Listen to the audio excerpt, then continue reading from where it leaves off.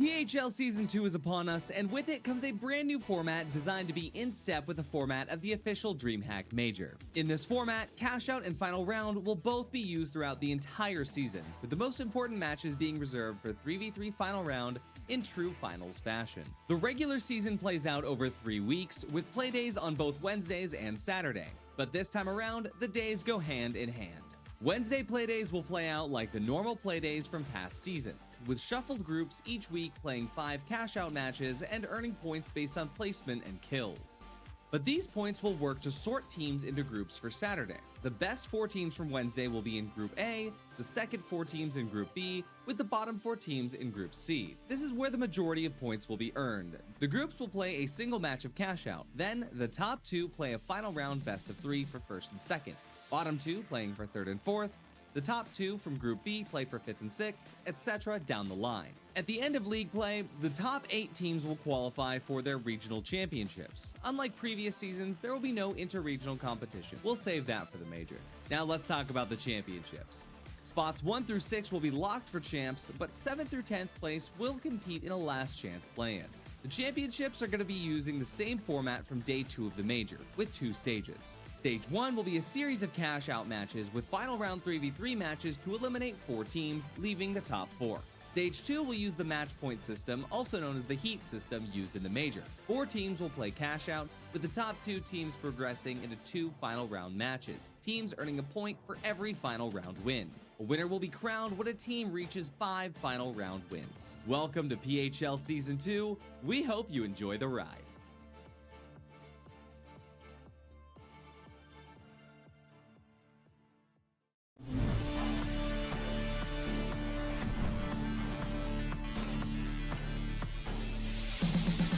That's 2 from graduating. He's done it.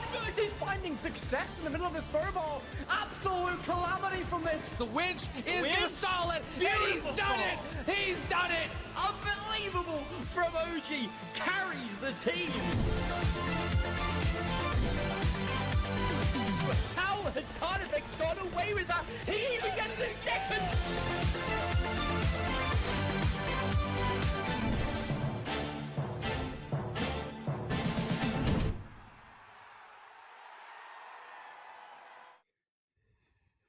Hello everybody and welcome to PHL Season 2. We're here on Playday 2 of EU. My name is Jerry and I'm joined by the wonderful Tetra. We have another Brit on the mic. It's raining Brits over here in PHL. I'm so happy to see you, Tetra. How you doing? I'm doing great, thank you. I'm ready for a great day of games. It's going to be great. We've had a great Wednesday, a couple of upsets, I want to say, and so it's going to be a fun day of matches. Absolutely. We have a load of games to come for you today, and just to quickly talk you through things, let's throw up the standings from Wednesday because that's going to map out how today works. We have, of course, 12 teams in EU, right? Or no, that's NA. We'll get on over to EU in a second. Just give it a few clicks, and when we do get over to EU, we'll be able to see every team that made their way through from Wednesday. We're going to come back to our faces to let that happen in the background. Don't you worry. But either way, the way it's going to work is we have 12 teams and they'll be sorted into 3 groups of 4 based on their performance on Cash Out Wednesday, as I like to call it. Because today, the focus is on 3v3s. We'll have a single game of Cash Out for every single group, and that will split each group of 4 into 2 pairs. And then those 2 pairs will each play a best of 3 for their share of the points. Depending on how well you did on that first day, you get much more points or much fewer points. So let's have a look at this, and we can see the groups will be our top 4. Secret Fanatic Alliance and Krusty Crew will be forming Group A. Books, Esports, Ape Squad, Citadel Gaming, and Knives Hammer Brisket forming Group B. And then at the end of the day, we'll run through Gamblers, Upcoming, Pulsar White, and Gen G. A very, very strong set of groups, I want to say. Team Secret specifically, I want to mention quickly. A perfect play day. Cash Out Wednesday was great for them. They went first on all 5 cash out games. So they are looking like the dominant force in that Group A. In Group B, we've got Book Esports taking the top spot of those 4 so far. And they did really well. They were able to get a couple of second places, 3 third places, but they were able to get a good amount of kills. And in that cash out day, points are awarded for each kill. So it's going to look quite good going into these sort of groups. It's going to be good. Yeah, absolutely. And this first group as well, because it's the top 4 teams, Team Secret, Fnatic, Alliance, and Krusty Crew, it's going to be absolutely bonkers. We don't often get to see a cash-out game, including some of the biggest hitters. I would be tempted to say Team Secret and Alliance have definitely been consistently the top 2 teams in EU over time. And Fnatic, well, based on their Wednesday performance and the way they came out of the major, or well, got into the major virtually unscathed, I'm beginning to think that Fnatic have made a really smart acquisition with this team. They formed essentially in preparation for the major, and they're really starting to show their true colours. That colour is orange, as it turns out. We're going to head to Bernal, also a fairly orange place. If you know, just flick on that Breaking Bad orange filter on your screen, and we're in Mexico. It's yeah, fingers crossed that everyone has their sort of Breaking Bad filter at the ready, because it's going to be a lot of stealing, a lot of cash in hand sort of deals going on, and it's going to be a fun old first match, as you were saying. Got Fnatic, but we've got also a team that has just sort of come out of nowhere, Krusty Crew in that 4th spot. It's going to be a great game. Yeah, really exciting squad. Crab, Cartonis, and Ferios on the bottom right of your screens there. And don't be surprised when you see Ferios whipping out that recurve bow. A rarity in the comp scene, but this guy makes it his own. We'll see as they're approaching Fnatic in pink. Glitch comes their way, doesn't connect. You see Raimka rocking that BFR Titan, a mainstay of heavies in this current meta. Yeah, a big pickup recently. People have finally realized that a revolver can hit hard, and so we've seen a lot of people, specifically in the major. We saw Mickey using the revolver on that medium, and now it's come to the heavy, and people are picking it up, and it packs a punch. It really does. Looks like we can see Nagiri managing to nab that vault and get out of there. Plays inside just for a bit of extra cover. They're going to get their way over to B without too much of a problem. Treason has taken a bit of damage, but he can hold firm. In fact, Fnatic look like they're busy sort of lurking around here. There's an interesting third-party potential. No, I'm getting a little bit confused. Am I? Who knows? Who knows? I'm trying to read the... No. Okay, yeah. I am getting confused. There's a lot of fighting going on the other side. Treason being taken down marks the wipe of Alliance, and that's a pretty clean start for Team Secret as they get started. But everything's going around on this Cathedral here.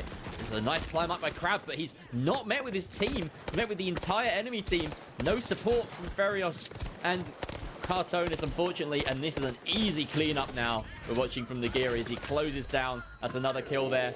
Fnatic getting the plug and then circling back to protect it. That's what was confusing me. That movement, really impressive. They were playing some crazy movement, and talking about movement, we see a gateway coming out from Alliance. They're here to deal with Fnatic. As the winch comes out, Narcos goes down. It's just a 2v3 now on the side of Alliance, and it's down to last Nagiri, last alive, and he goes down to the hands of Karma. Alliance will get the steal, and they'll be in control of that B cash out. Already half elapsed as well. That's really nice for them. But, of course, with that stagger, Krusty Crew are coming in thick and fast. No chance for Alliance to set up. And both the RPG and the Red Barrel miss. That is very lucky for Carnifex, who gets away with a smidgen of HP. Everyone on Alliance a little bit hurt, but they've managed to find a place to recover. Now, CrabGPT setting up this wall to open it up. He can winch this indoors and provide a lot more cover for himself. But it looks as though Ferios being caught in a bit of a trap there. Manages to survive. This steal is being stuck. Out comes the glitch. It does get dropped, though, with the preset C4. Carnifex picks up Ferios. That's a light winning his fight. Palmer closes down Crab. Heavy Supreme. And now Cartonis losing his fight as well. Alliance on top. Yeah, really well played there from Alliance. Great winch outplay there. We saw him use the winch as soon as Krusty Crew had used theirs as a complete counter, and it took out players. But here's another winch as Fnatic are caught in the crossfire of Team Secret. OG gets one, and it's down to a 2v3 once again. Nagiri goes down. Wonderful shot there. And it's just down. Very tasty shot. Very tasty indeed. And now they only have about 20 seconds or so left to defend this. There is some pressure from Fnatic, but the res is through for Elix, and they keep themselves up in the 3 versus 2 here. Managed to drop the box. They have the high ground. It's still being attempted here by Raimka, but I don't think he has the gumption to stick it through all of this pressure. No, too much as they send it in. You know, once Elix is chasing you down with that FAMAS, that the game is already up. Nakos does actually pick up 2 kills, but that's just Team Secret playing with the timer to very good effectiveness. OG should get wiped here, which is going to cost them some of that cash they've just gained, but they'll sit at top of the pile. Alliance, though, just ahead. Yeah, like you were saying, that wipe puts them down in second. And while it's not much, especially in this seeding process, that second to third spot is where you do not want to be. That is the danger zone, because you get sent to a lower area where you cannot get more points later on. That is points lost if you are in third. Yeah, the third and fourth teams will go to a separate best of 3, and of course they just don't gain as many points overall. So that's absolutely true. Now we have our second wave of cash outs beginning here. Oh, that was almost cinematic. I would have loved for the cash out to be timed with the vault throw. Really, really neat try. But unfortunately, it just takes a little extra moment. And there's already an engagement on top here. Krusty Crew closing in on some members of the Lions, but they haven't taken their chance. And they're losing bodies. Crab goes down. Ferios already very low. Does take out Treason though, and this is where the bow can come into its own. High impact, high risk, high reward. Does take that medium down, and that removes the defib. Krusty Crew have managed to get themselves back up to a 3 versus 2, in fact. Certainly winnable. Palmer does find that long res though. We're back to a 3v3, Tetra. It is a very, very intense 3v3. That bow, like you're saying, incredibly powerful. And here, through the goo, down goes Cartones. And there is the gas to delay the steal, to play that time. Because that's all this is about. Playing that time, playing that high ground. Crab, though, able to pick up the res. And it's up to a 3v3 once again, but it seems like Fnatic are here to take the glory as shots ring out. Ferios, though, finding the opening onto Palmer, meaning that they do have a real chance here. Palmer and the rest of Alliance defending 2 versus 6 here, essentially, as the third party's coming on in. Treason has to close that gap. CrabGPT falls off the steal for a moment, not trusting his dome, but he will stick a second attempt, and this one is successful. Krusty Crew with about 40 seconds left to defend, but Fnatic are circling. Rainker with a huge witch there. Nagiri finding one as well, and now it's Fnatic's turn to try and steal. And here comes Feros with the bow, trying to deny. Can he do anything? He can get one. Can he get this? He doesn't stop the steal, though. The steal goes the way of Fnatic, and they are trapped in this prison of goo, able to take down Cartones. Wonderful shot from the BFR. And here's Feros, though, with the bow from behind. They're stuck. The RPG on Rainky's own self, and it's down to this bow 1v1. Feros gets it. Can he get the steal? It seems like there's enough time, and that is a wonderful play from Krusty Crew. Wow, that cash out changed hands so many times, but Ferios decides to be the main character in this one. Puts his team into a slim second place there behind Alliance, who still don't have any money to hand. Team Secret, though, are happily contending with their second cash out. Doesn't seem that they're receiving as much attention, but of course the timer's still going. We have Alliance now closing the gap, trying to commit to it, but that winch from OG buys them a little bit more time. They just need to kite effectively here. That will be keeping them up, but every team is here. Crab comes in with 2 huge kills. Ferios diving in. A lot of kills going the way of Krusty Crew. They might even be able to steal this. A late dome, that's massive from CrabGPT, and they get the steal! Unbelievable! Krusty Crew taking a firm first place going into this final wave. What just happened? There was so much going on. Krusty Crew really using their timing and just everyone being there as a massive diversion for the fact that they could just go in, steal it, and they got that steal off. Like you're saying, that late bubble, so integral to that steal coming off. So well played from Krusty Crew. Everyone at full strength now. Fnatic languishing in 3rd or 4th place. But, you know, with a lobby this stacked, it's so strange to see Fnatic, Secret, and Alliance all going at it.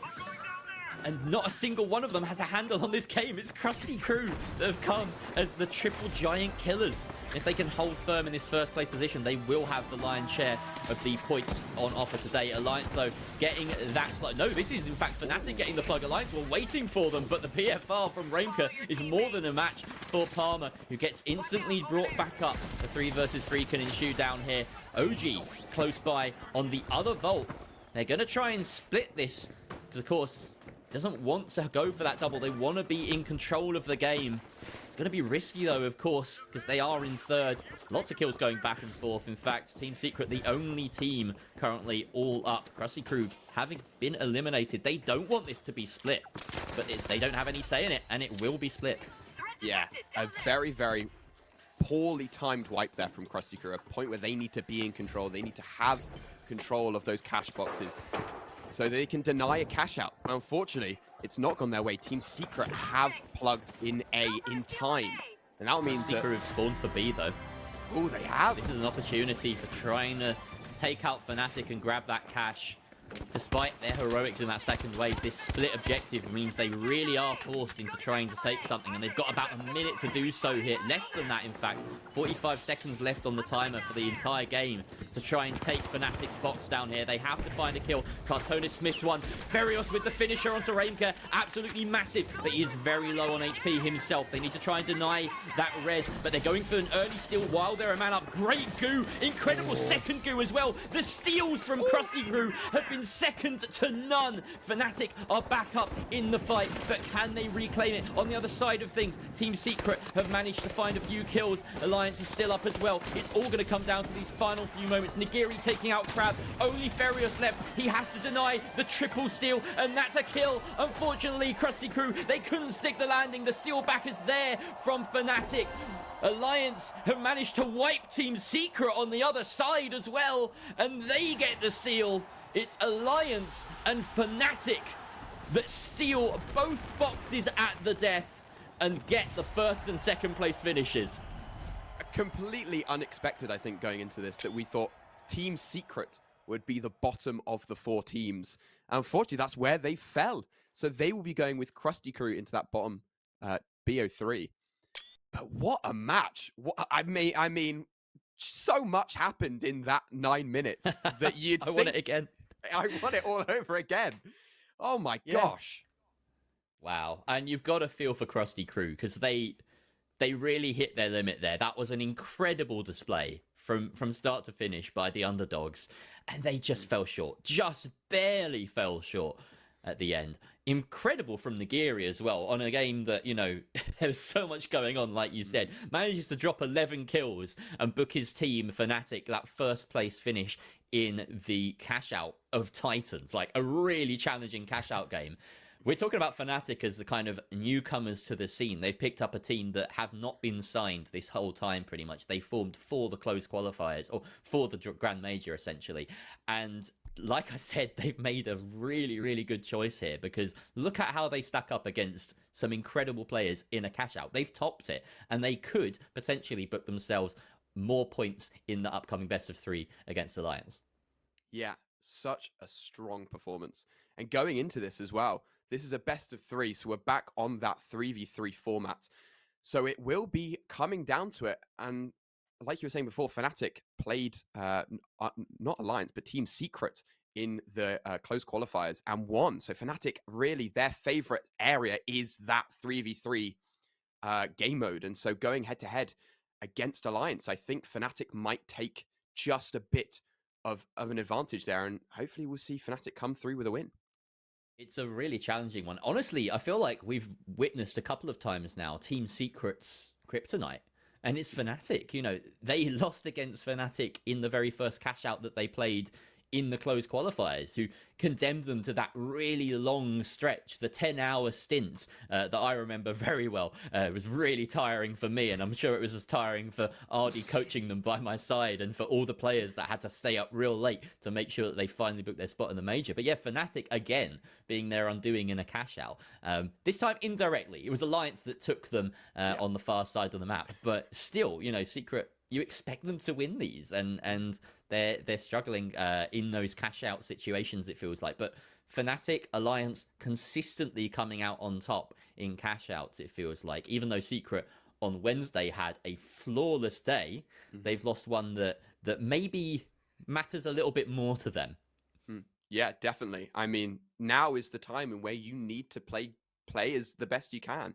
Getting 5 first places is a very, very phenomenal thing to do, but unable to get in the top 3 and come last in a cash out where it means so much more is definitely a lot worse. And Alliance as well, a team on cash out Wednesday, got 3 first places, but also got a 4th place during that day. So it's sort of almost like a vengeance sort of thing. I feel like Alliance have come back with fury after that cash out Wednesday, and they're ready to take that first place. They're ready to get all 650 points. Yeah. And of course, Alliance and Fnatic made their way through to this Group A, having, been in different groups on Wednesday, but they are absolutely familiar with each other. These are really established teams. Alliance having formed as the GOATs and really kind of earning that name. We expect them to do well in 3v3s. They always have. When it comes to Fnatic, we haven't seen this roster truly tested in 3v3s, which is really interesting because they had a slightly easier path of it after the cash out that they beat Secret in. They managed to go through with checks notes, scrubs VOD, can't find it, but it definitely wasn't Secret, and it means that this is going to be a really interesting viewing experience now for us to really start to gauge how Fnatic stack up against inarguably one of the best sides in Europe in Alliance. Yeah, it's going to be a very, very important game. And we'll head over to the map bans to see what each team has picked for what they want to play. We have got first, Fortune Stadium, second, Nozomi, and third, Skyway Stadium. It's going to be a good set of 3 maps, I feel. And it's going to be a fun set of games. Absolutely. And don't worry about the logos. Of course, there's a little bit of an error there. It should be Alliance, of course, in the second slot, because Fnatic pick first. So Fnatic's was Fortune. Nozomi Citadel was Alliance. It's all being fixed in real time. And then Skyway is essentially a coin flip. Alliance won. Alliance had the coin flip. So yeah, that's how that worked. Either way, we'll get that sorted. Yeah, this is going to be a really good game. I do love these maps as well. Are all correct. Fortune Stadium is a really nice stadium. A really nice stadium, a really nice arena. Honestly, these are like 3 of my favorite maps in the game. If you ask me to pick a top 3, maybe I'm struggling to think of an alternative to these 3. These really are like my favorite 3. Yeah, they're a good set of maps. I think Skyway Stadium gets a bit too much hate. I feel Skyway. I love it. I love Skyway. Give me Skyway. Give me High Rise Skyway. Give me High Rise Skyway. I love Skyway. Yeah, High Rise is the one. High Rise is definitely the one. We don't like up, down, left, right here. I'm not a fan. That's the one map that made its way into like the major pool, which I'm really concerned about because it's got moving platforms on it. I don't like moving platforms. No. They're terrifying. They always troll me in every single game I get. It feels like it's always the final round. When I'm winning a world tour and I'll get sent to a moving platform, so I'm like, damn, that's going to cost me. And it always costs me. It's always a moving platform spawn objective. I can't keep up with it. I get late steal, final cash out. Literally my most recent world tour game. I'm just reliving trauma right now. Yeah, that's why you've not hit Emerald. It's because of the moving platforms. Yeah, that and that alone. Here we go. It is, of course, not Team Secret and Alliance. Fnatic on the left-hand side of your screen and Alliance. Fnatic in the appropriate orange as well. I like to see it. And yeah, finally, a bit of a test of their 3v3 capabilities. Very meta loadouts around the board here. I'm always a fan of watching Naghost in particular. This medium, just so consistent with his choices of weapons. We saw a lot of him using FCAR before, but it seems he's moved on to the repeater for this matchup. Very popular weapon at the moment, seeing as the pike is a bit less favored. It really does have its kind of perch as the long-range option for the medium, but we've got Raimka as well on the BFR Titan, so they really are leaning into this heavy kind of like long-range sniping meta with Nagiri just playing cleanup. But this is a great position for Alliance to assault down from above. Yeah, very, and they've just spotted the glitch grenade coming out from Carnifex. Unable to do much. But the cash is in the hands of Alliance, actually. And they're going to be able to take control of that and gain some sort of advantage with that. And they spot Naghost on the other side of the building, taking shots with that repeater, as you were talking about, the repeater that people are deciding to choose now over many guns. And he's going to take that space and take a lovely kill on Treason. My God. Wow. Only in the finals will you see that kind of cinematic action. Kill on a zipline. I bet you're, when you're grown up and you went to those, like, adventure play days or whatever, and you got to go on the, the zip lines, what are they just called zip lines? I swear there's, like, a special name for them. Another highlight reel shot there for Naghost, by the way, in the background. Imagine if they gave you, like, an air rifle or something. You had to shoot targets on that. I would That would be like a top 5 experience of my life. Yeah. So yeah, you can live out your dreams in the finals. And Fnatic are living out their dreams right now by wiping Alliance very cleanly and getting their objective done. That shot. What was that? And again, the repeater, again, showing why it's such a strong choice this season. A gun that obviously has not had many changes since its release. And it's just really strong at putting shots downrange, taking control of space, and does a really good job of what the BFR Titan is also really good at. Yeah, it did get a somewhat recent buff, but it was only a minor one, and it's just, you know, they've moved down that list of medium weapons, and we've found that the repeater really is just the one to go for. Rainker spots one as well, finding another 1 versus 1 that he can isolate. Alliance giving themselves up far too easily here. While Fnatic are playing this perfectly, you have to be questioning Alliance's positioning in some of these fights. Maybe they're trying to bait out engagements that they can, you know, execute a pincer on, but it's just not working for them. Fnatic are really bunched up tightly, and they're taking every opportunity that they're offered. Yeah, it seems like Farmer kind of went in there alone, and Nigiri, though, takes out Carnifex, and there will be Treason trying to jump into the void, but Nigiri getting just before he can do it.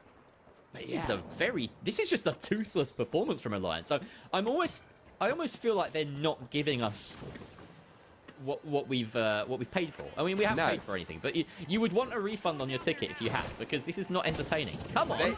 They Do saw something. last game and were like, that's enough. That's enough from us. We gave you a show. We're gonna sit back and relax now. I'm going up there. Yeah, well, Fnatic, like we were saying, they very quickly establishing themselves as one of the strongest sides in Europe here. This is testament to that.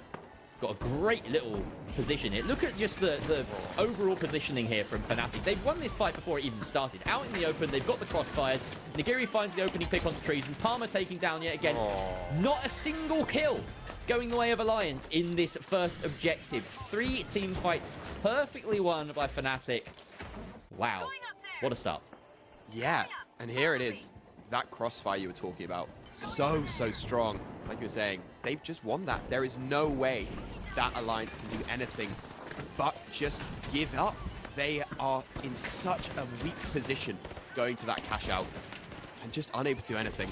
Oh, lovely shot there from Nargos, though, with the repeater once again. Krusty Crew really died for this.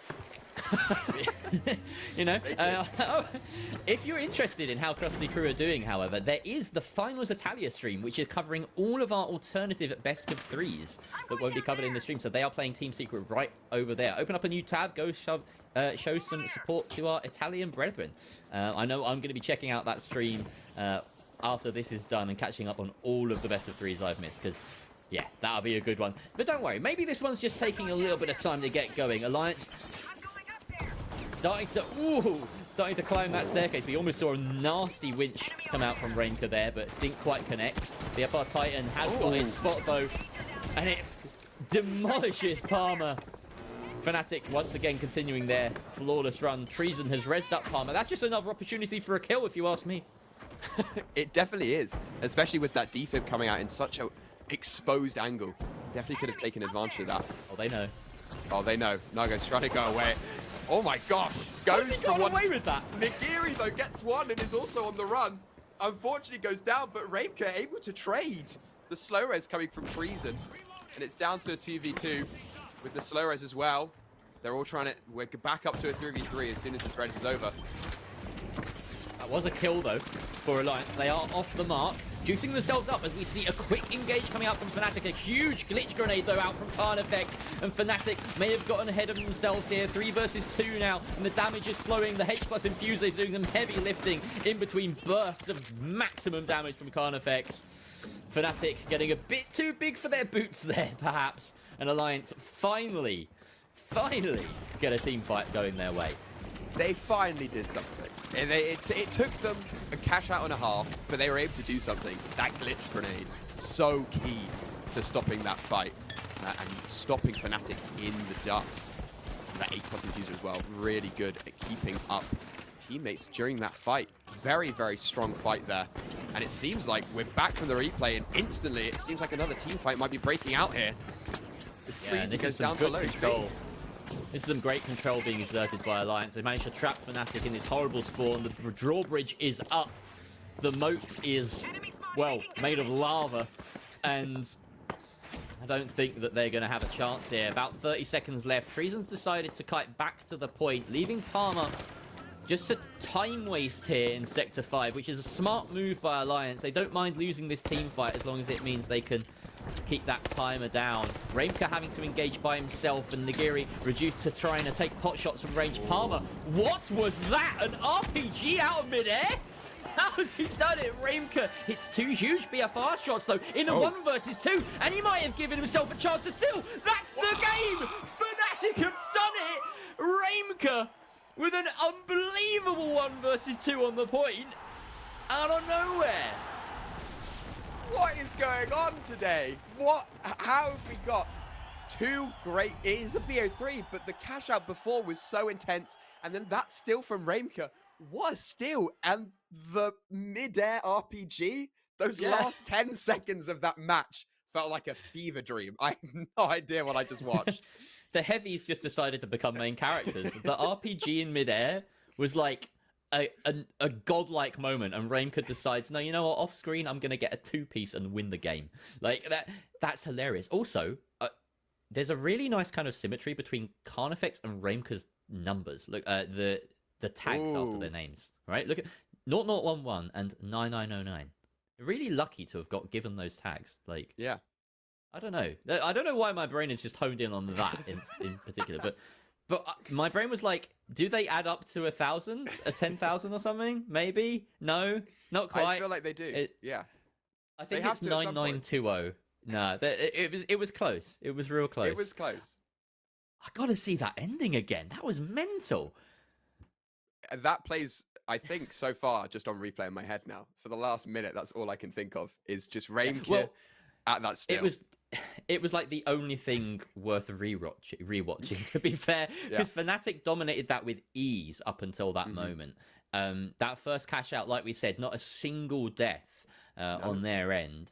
And then Alliance finally asked the question of them, stole the cash out, and it seemed like they were doing well. You know, they were controlling the map so perfectly, but slowly, bit by bit, just Fnatic crept through, found the cracks in the armor, and Reimka really exposed those. So yeah, 1 up in the best of 3, and effectively the winner of this gets an extra 50 points on top of their name. That's what they're fighting over right now, the winner of this best of 3. But yeah, we'll be ready with our second map fairly shortly.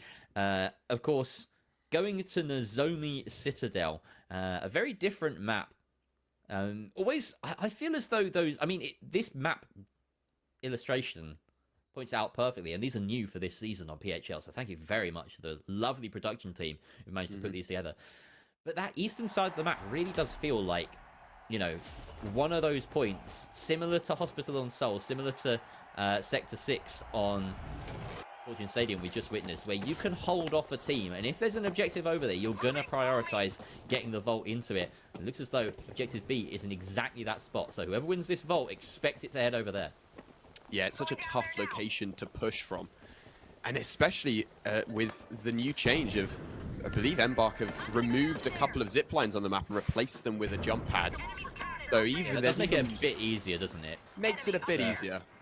But still, mid-air shots, no stranger with that RPG in play. It's weird to say, but yeah, seemingly we've got RPG snipers in this lobby that could punish you, maybe. I mean, it's funny as well, because he's got BFR Titan, like the best weapon you could possibly ask for in that situation. Either way, out comes a glitch. That's going to hit for quite a bit of money onto Reimka, who cannot win the 1 versus 2. Surrounded by opponents. Nako's left scrambling here. Fnatic not looking nearly as strong off the mark here as Alliance win that first fight. They're going to take it all the way to B. Yeah, I think they woke up after that final steal. They went, okay, we can't let that happen again. And they finally decided to get some kills. And it's going well. It's a good first team wipe. It was very, very quick, very concise, clean. Resident Evil camera, love it. Thanks, Burrito. That's one of my I- favorite observer tricks. Sorry. I have to call it out. It's so funny. The Here we go. FNAF Wow, hand. a quick engage. And that is maybe a risky moment, but the log bolt comes out. Really nice use of that. We see Nagiri trapped on the other side of it, though. Thankfully for Fnatic, they've all managed to regroup. That RPG misses, but Nakos and the BFR of Remka do not. Again, some shots from the BFR, almost meeting their mark, but not quite. That is that high risk, high reward we talk about. Treason being juiced back up, but Nakos kills the healer in Carnifex. Nagiri closes the net on Treason. Really nice reassembly there from Fnatic. That approach didn't look like the cleanest, but they landed their shots after that, and that's all that mattered. Yeah, that is all that matters, especially when you have that BFR Titan in hand. So Renki hitting some lovely shots there on the BFR Titan. Here it is. Just utter destruction with that BFR Titan. It deals so much damage, hits hard. So you really do not want to be in line of sight when someone is using that gun. Yeah, being pinched between that and the repeater is a fate worse than death. Although at least it's quick. Yes, So- very, very quick. Here we go. Lockbolt ready to come out, but not used. And Nagiri's actually trapped upstairs with the rest of Alliance. Seems as though he's managed to get out of that again. He's so slippery, this guy. Very, very slippery for you know, a very unslippery team, I'd say. But here comes the winch, able to take down one, gets another, and it's just down to Rainker now. Very little time on the cash out left. And Rainker just needs to stall here, needs to get this, the denial. Able to get the winch through the goo and gets one, but unable to do anything else. And Alliance will take the cash box and will get that first 25k to their name. There we go. All right, now we have a game on our hands, people. Alliance find an objective. Goes their way. Let's have a look at this again. Great lockbolt coming out from Alliance here, just to initiate that. Really made the difference. And yeah, I don't think they win that entire team fight if that lockbolt isn't a big part of it. So really, really nice play from Palmer, who's been, you know, he was statistically Alliance's strongest performer in the last map, but you wouldn't have said he beat the eye test, and now he seems to have taken it up a notch. Yeah, it seems like Alliance have all taken it up a notch here. It's just such a strong instant comeback here from Alliance. They've really shown why they actually might win this game, and here it comes. They're showing their skills. Raker, though, able to take out one with the RPG, and the defib comes out. Nargos with the repeater, though, takes out another, and it's just down to Carnifax, who goes down. The triple for Nargos with the repeater. It is devastating in his hands. They don't call it the repeater for nothing. That is 3 in his tally. Really nice stuff. And look at that, 6 kills to his name across this game. He's making his mark. I said I you know, had him pegged as the F-car user. But it just seems he can turn his hand to any weapon and deliver consistency. He's always been a very consistent medium, Nako. It's always, you know, whenever he's matched up against someone trying to outskill him, he'll just be like, yeah, I'll use this AR. I'll get that value over time. I'll win the weapon. I'll win the gunfight. But now, picking that skill shot weapon, we're really getting to see what he's truly capable of. The ceiling of his abilities, if you will. Now we have Alliance closing this distance. About 1:30 left on this, but Nagiri finds Carnifex in that light duel. Nakos looks like he's winning yet another duel against Palmer. He just cannot stop. I say that instantly. He's taken down by Treason, who lands a really crucial defib. But unfortunately, that goo, while saving him momentarily, condemned his heavy to death. As Reimka wasn't trapped in there with him, he was trapped in there with Reimka. I feel like that is a sentence that whenever you go up against Raimka is something that happens. You're definitely trapped in with Raimka. And here it is, the kill on Nargos, the wonderful defib. And it was looking so good for Alliance there. They were able to get one, pick up the defib, but Raimka just able to shut it down very fast. This could be the last fight if Alliance do manage to flip it. But a lot will hang on this battle. Fnatic, of course, want to see it to a third cash box and win this series in 2. Palmer, most of his success has come from this lock bolt. Can he find a target? At the moment, Very smart play from Fnatic, just kiting away everyone on Alliance in their tasty esports skins, dropping goo on the point, allowing for this quick steal. Palmer is going to stick it, but down comes the pressure. Great winch, but Nagiri manages to capitalize on Palmer. A res coming out from Treason, and the kills are going in Alliance's favor, but they might have done just enough to keep their cash and send it to a third box. What a denial there. Saw an amazing lockbot. You're talking about that. The amazing lockbot there from Palmer, taking out 3 of Fnatic members. And then, unfortunately, just did not have enough time. They played that so well. But it was too short and too late for Alliance to do anything. And we will be going to this third cash box. That's one of those situations where it's impossible to commentate on every single fight that's happening. You've got to slow it down and say, guys, it doesn't matter. The time is up. So now we have the final cash box on the Zombie Citadel. Can Fnatic do it in 2? Out comes the glitch grenade. It does connect, but unfortunately everyone on Alliance has fallen back and cannot aggress. They need to get their health back up. That just buys them time. Fnatic with the vertical superiority here, though. Can they exert it? It's all about that exertion. And we see, though, Carnifex coming from behind. Can he take out Nagiri? This is an incredible kill if he can pull it off, but unfortunately doesn't. Nagiri, 2 bars of HP left as Nargos and Renki will fight out the other 2 members of Alliance on the other side of the map. And here comes Nagiri, able to take out a member of Alliance, and there it is. The initial first kill, the winch comes out, and it's down to 2v2. Nagiri and Renki lost alive. Can Nagiri take out the heavy? He does. It's down to Treason. Palmer last alive. Low HP. And it's just down to him. The goo coming out denying it, but I think he knows what's around the corner. And it is Fnatic.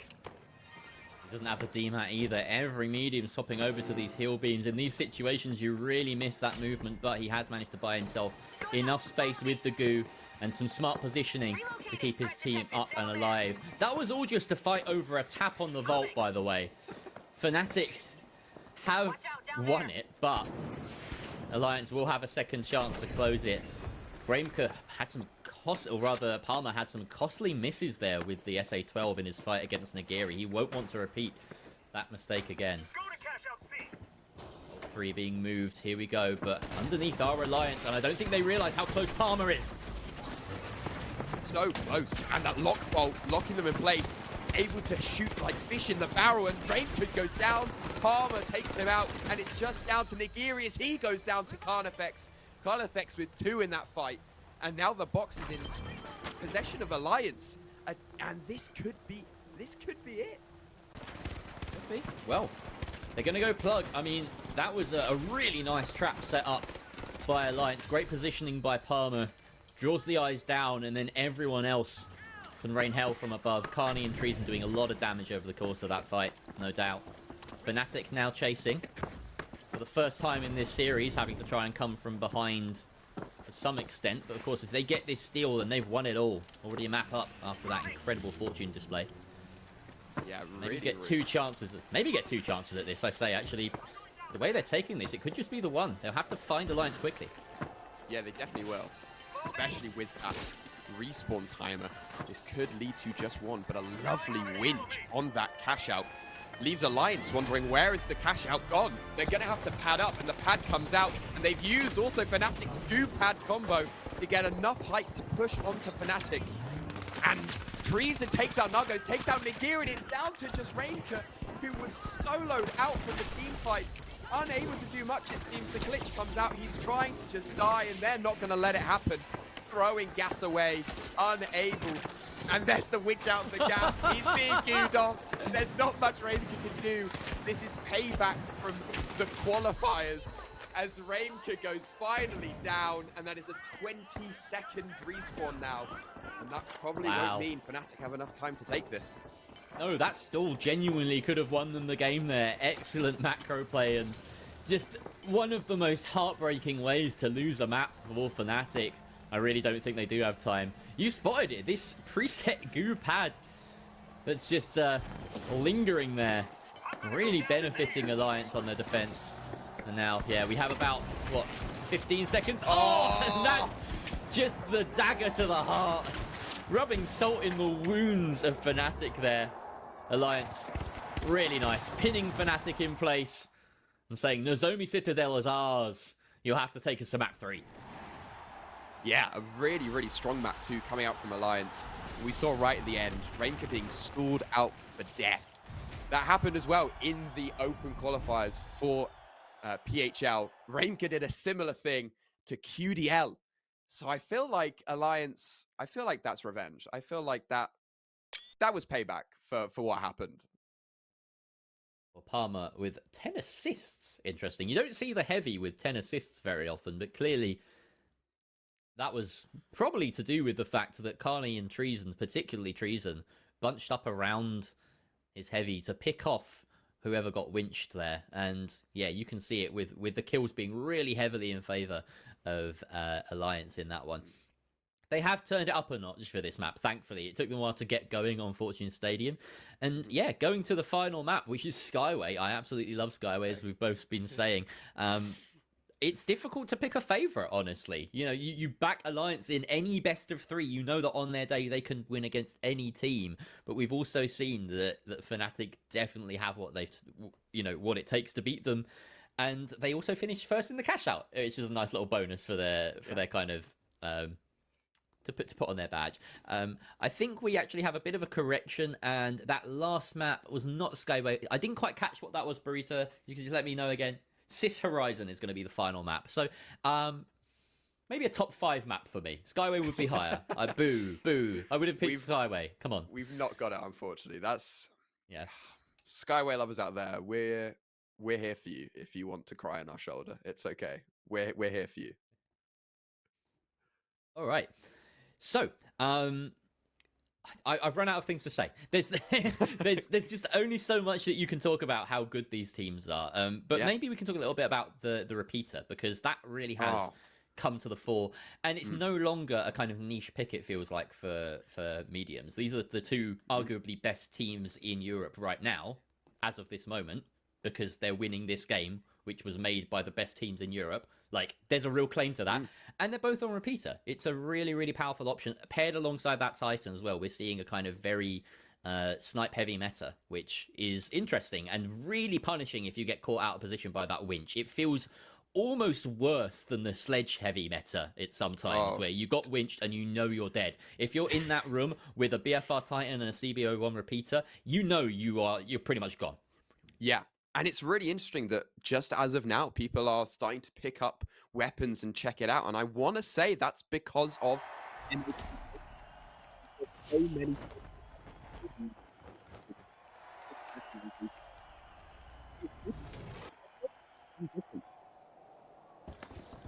All right, well, we'll get Tetra's mic issues sorted in due course. But don't worry, ladies and gents, he is still above water. I can assure you. I got a camera feed, so yeah, he's not drowning. We're all good. Here we are, though, on Cis Horizon, and the final map of this best of 3. We're starting off with some nice shots coming out from the BFR Titan. This is a Titan's playground, if you ask me. Really nice long sight, and especially on this corner of the map where Fnatic have been lucky enough to spawn, and lucky enough to have the objective spawn there as well. But look at those objectives. Look at A and B, really far across the map. That's why you see Alliance just ducking away right now. They are shepherding. They're trying to show Fnatic to a certain corner of the map and wait for a clean impact to be made. So expect it to be a really tense and drawn-out opening minute here. Very, very... All of Moving. all come down to this. Move to cash out B. Go after cash box 1. Shout B, still the intended destination here for Fnatic. But Alliance have managed to stop them in their tracks by getting right up close. Fnatic might think about doubling round to A now. Of course, the closer they get, the closer they are to a very swift engage as an option for Alliance. And if they can catch Fnatic in an awkward spot, which at the moment I would say they are, out in the open, Nako's just waiting, maybe baiting for his team. But no, takes a bit of damage. And you have the chance now for a bit of a clean engagement. Palmer holding up here. I mean, look at the journey. If you could take a heat map of this cash box, it's gone from one corner of the map to the other and back again. Got it contested. Yeah, Fnatic really are using the entirety of the map space to their advantage. And there it is, Nigiri picks up the first kill. And the gateway is almost a trap as Nigiri's on the other side waiting, trying to get as much damage as he can. And Palmer left alive down below, and Palmer's the last alive. Everything is going on. So much is happening, and it's a wipe on Alliance. Wow. Treason got one of his shots tanked by a zipline there. I really feel for him. I think we're going to get to see it here. Look. And he lands the second one on Nigiri, so that could have been fight-defining. Honestly, he would have taken out the light downstairs, and Nigiri wouldn't have been a factor in the fight below. So yeah, maybe a pog moment for the zipline for Fnatic. They should sign him. They should sign Zipline. Yeah. All right, well, we got a catch out started finally. It took its time. It's in the hands of Fnatic and Orange. It really, again, very satisfying that Fnatic are the Orange team. Love to see it.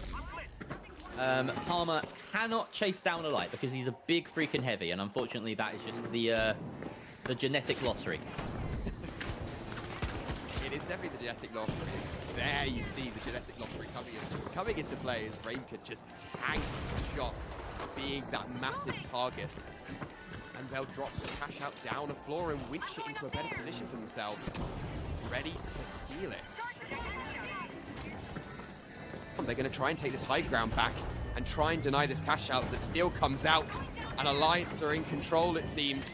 Oh, Palmer tailing it and gets the steal off. Fnatic are unable to do anything.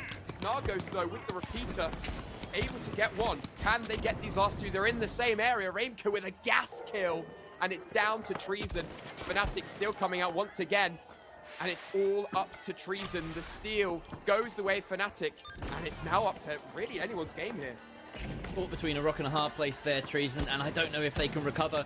Some shots landed on Raimka. He's going to throw another goo and just go for a last-ditch effort. Raimka coming in for the winch, though. That's all he has to land, and Treason absolutely knew that. Fooled off it, tries to go for the kill, but the numbers are in Fnatic's favor. And that is another cash out going their way. They are once again up and ahead in this best of three. Alliance just constantly chasing from behind, it seems. Always chasing from behind, but not in this cash out.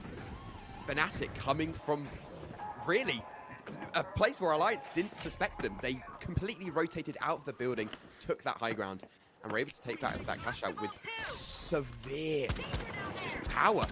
And we're seeing that again. Fnatic so far away and in control of that vault as Alliance are trying to cross the bridge of death. They make their way towards that vault. Thankfully, the Bridge of Death has a tunnel under it, and they've managed to take that route. Palmer rocking the Deagles as well. I don't think we've highlighted this. He definitely was on the Titan beforehand, wasn't he? So just moving over. Or what, rather, he was on the SA in the last game. So, yeah, just swapping over to this sort of middle ground option. You can brawl with this maybe a little bit more effectively, or reliably at least, than the BFR Titan, but still got that snipe potential. So they're taking up posts on top of this building over here, with Fnatic currently guarding the vault and just saying, you know, we can beat you in this fight, come at us. But again, Alliance still playing that kind of shepherding game, guarding the middle of the map. They decide to drop down and see if they can nab this. They've got the gateway preset, really nice maneuver, and that's bought them a lot of time. They can throw out that goo, block up the exit, and get started on cash out B. Yeah, and they will get that as fast as possible. Fnatic coming from behind. Oh, Treason, though. A wonderful goose setup here. Will they expect the repeater from up high? Raimka passes by, and so does Nigiri, so does Nargos. All three. He takes out Nargos, and now it's down to Raimka and Nigiri. Nigiri goes down as well, and that's the wipe. Raimka goes down to Palmer's hands, and what a goo play from up above. That is just genius. Absolutely genius. And notice his patience. He waits for the damage to come out onto Nigiri before committing to the shot. Takes his time, takes a breath, gets the kill. Really tasty stuff from Treason. That's why we know him as one of the best in the business. is it enough? They've gotten themselves started on this cash out. You can't pull a trick like that 4 times, and it's going to take at least 3 or 4 more team fight wins for Alliance to take this best of 3 and claim the lion's share of those points in the standings. I don't know if Remka knows quite how close he is to his opposition. Closes that gap, sends out an RPG, but he's very lit himself. Lands a great hit with that BFR Titan towards the end. Nigiri cleans up. Nakos goes in. He knows no fear. And finds one more. Only Treason left. Remka sits him down. Fnatic, they are not upset by that smart maneuver Alliance just pulled on them. They can win a fair fight. They can win a fair fight. But I don't know if we're calling it fair, because that BFR Tyson just hits so hard. Took out 2 members of Alliance, and now Fnatic are in control. They are setting the pace. Half the time remains on this cash out, and it's up to Alliance with potentially maybe even just 1 team fight left, 1 attempt. Otherwise, Fnatic will get the larger amount of the points for today. No card effect with a crucial opening pick onto Nigiri. And again, the goo positioning from Treason, or from this time from Nakos, but it doesn't work out. You can steal his trick, but you can't steal his kills. Treason says, no, I'm the only goo king. Can you get this? Oh, so poetic. He takes him down. He's the only one allowed to pull that one. And the steal comes back in Alliance's favor. They're going to force this to the final cash out on the final map. Yeah, it's going to come down to this last cash out. And maybe even 1 more goo play. Who knows? We've seen so far 2 goo plays. Let's see if we see a third. I want to see Treason go high up again. See if he can get some kills from up high. I love this game. To be fair, we went into this with the lowest of expectations because of that first cash out back on Fortune. Do you remember? The worst piece of game, like some of the worst gaming I've seen in a while, well, at least from Alliance.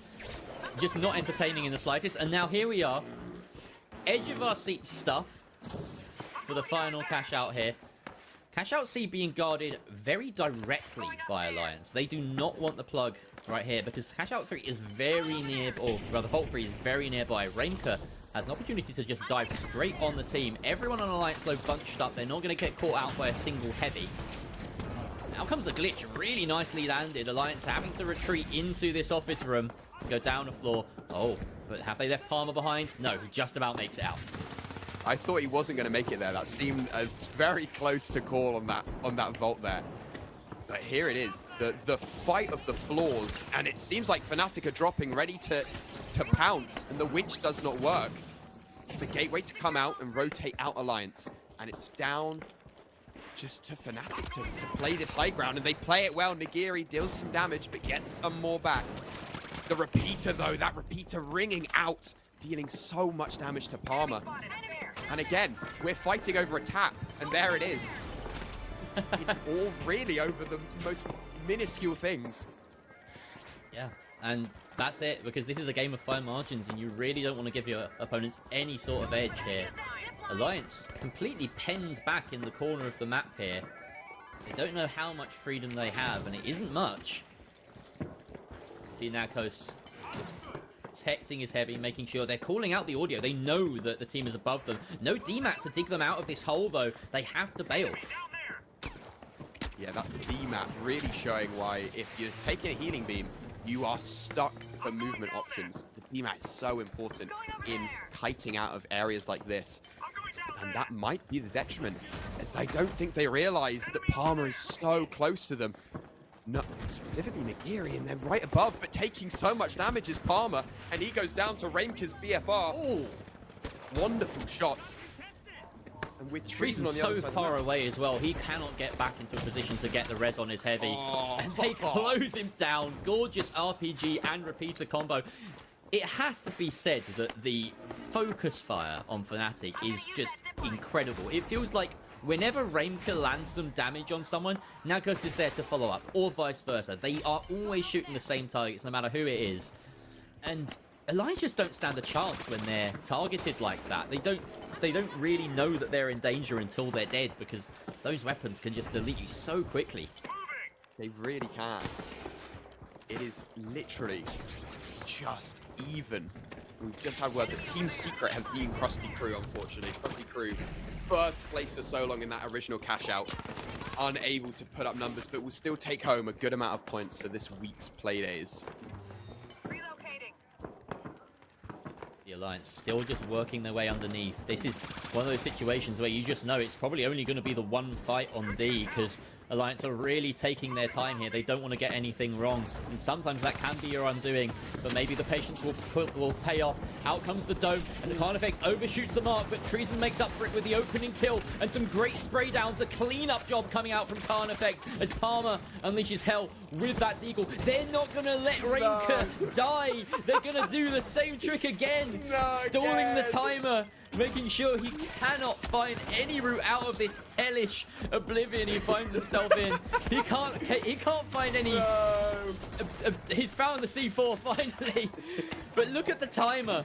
That was at least what, 20 seconds of Rainker being locked in spawn, and now 15 seconds left on the timer, and about 32 maybe on the cash out. I don't think they have a chance here, and I think Alliance have played this perfectly. Their patience may have paid off. Yeah, the delay once again coming out and really winning Alliance again. We saw that last time. That's what won them the match. And it's down to this. There is only 15 seconds maybe on that cash out left. Nigiri with the gateway pad goes in, and they are just going to have to go for the steal. The bubble comes out, and Treason gets one with the repeater, and Palmer gets the second. It's down to Rainker. Can he steal from the last? No, he can't. Not again. And that is Alliance taking the match. Never in doubt after that final wipe from Alliance. Wow, what a comeback as well after a miserable Fortune Stadium. They show their mettle. That is a real humdinger of a series, and honestly, like, just deserving of what these two teams have put out. I'm so glad that we got a game just like that to start us off, to secure Alliance as the favorite team in EU. Now, interestingly, because of how well Team Secret did on Playday 1, there's a distinct possibility that they may still be sitting top of the table, but we will get those points tallied up, of course, and see how things panned out. But 650 points going to Alliance, with Fnatic close behind on 600. As you mentioned before the end of that, Tetra, over on the finals Italia, we had the other best of three going on. Team Secret just about getting the better of Krusty Crew in what I can only imagine must have been a three-mapper as well, given the timing of that news. No, it was a 2-0. Maybe they were just a little bit delayed. So either way. But Krusty Crew still coming out, doing incredibly well in that cash out. Unfortunately, falling short of the mark. But they will get 500 points for their money just for making it here to this group today. So really exciting stuff, Tetra. That is exactly what we've got 3 times over today. We've got 3 groups just like that as we move further and further down the table from Playday number 1 on Wednesday. So we're going to take a short break here, but don't go too far, because when we come back, we will be having Books Esports, Ape Squad, Citadel Gaming, and the incredible Knives Hammer Brisket. I'm very much looking forward to seeing those no meta guys in the lobby with a cash out game to get us started. So don't go too far. And again.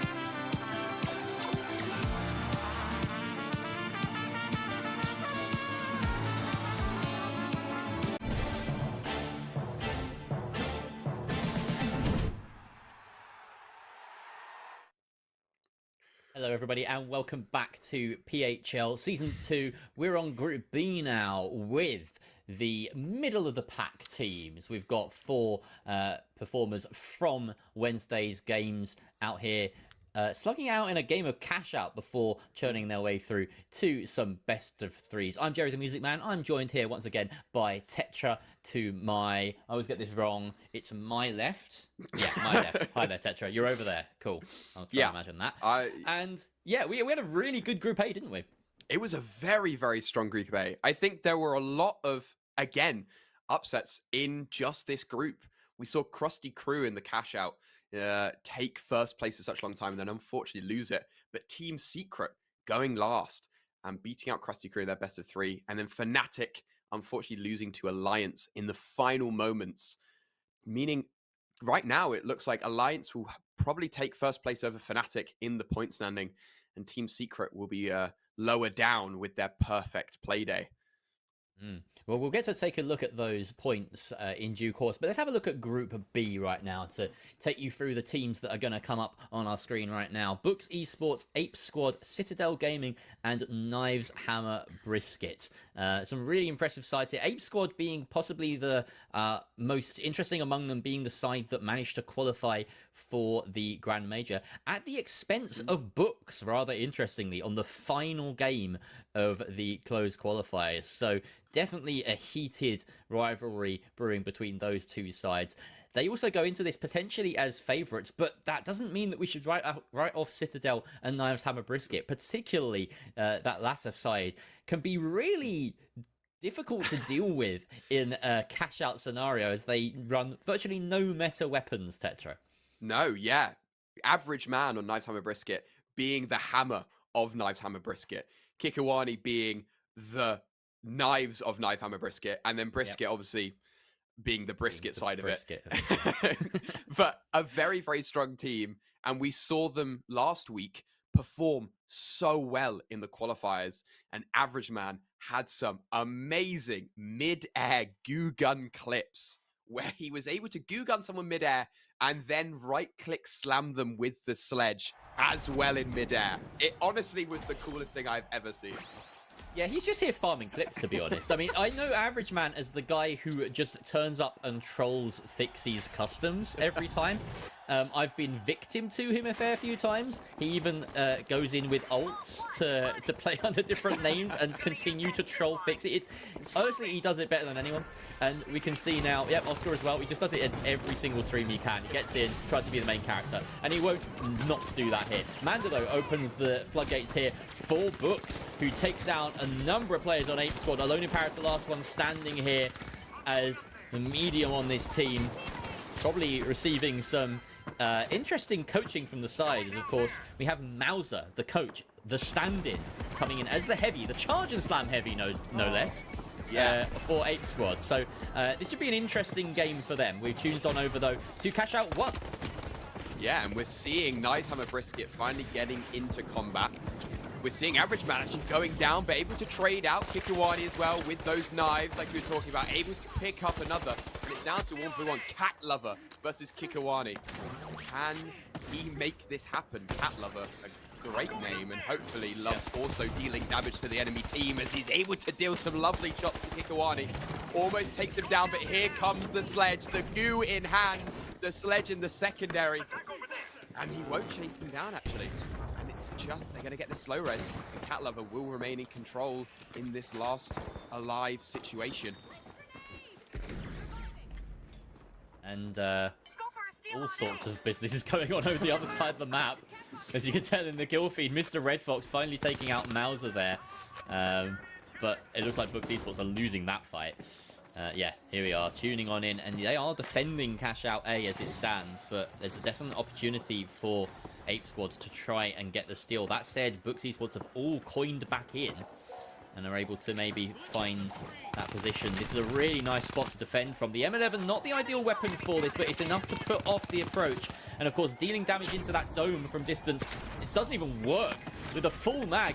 But the glitch grenade removes it, but not in time. That still goes through. There's a barricade, though, graciously left behind. And maybe this is an opportunity to steal right back. Mr. Red Fox gets right on it. But the charge and slam from Mauser is going to be enough to bonk him right off. His Ruby Labubu impression comes to fruition. And now it doesn't look as though Books Esports have it in them to get this steal back. Ape Squad, though, are wiped out. They find those kills. And Books Esports have managed to turn it around. They get the steal in good time. We're going to head over to Cash Out B, where it's all going down. Yeah, everything is sort of hitting the fan one by one. I mean, we saw that amazing charge and slam. You can see it from a mile away. As soon as the steal coming out, and there's another mention of a steal as Cat Lover is being given this B for completely free. What? It's nice to have a brisket seems to have just left. They're off. Yeah. They're away. Interesting. I mean, you said that you hope he loves dealing damage to the enemy team as much as he loves cats. Unfortunately, deal damage to the enemy team lover doesn't really fit in the gamer tag, so he had to go with cats instead. And maybe stealing objectives is also, you know, third on that list, as he's just managed to do that. But this is a really chaotic situation. The third party coming in, not a very successful one. Knives, Hammer, Brisket all going down there completely in a heap. Ape Squad having to recover here. Citadel Gaming running away as they have to try and defend this. They've got the goo gun for stalling. Cat Lover being chased down, but everyone on Ape Squad is up and ready to take them. If they can find this cash out, then they'll be well back in this game. Ape Squad committing here, but the goo gun from main point, we know just what these can do. The C4 goes out as well. That should deal massive damage, and they have to get rid of this guy because the goo gun is the perfect stalling tool. He finds the second one, hits the jump pad, and the solo efforts of aim point deny Ape Squad a 1 versus 3 clutch to put them ahead.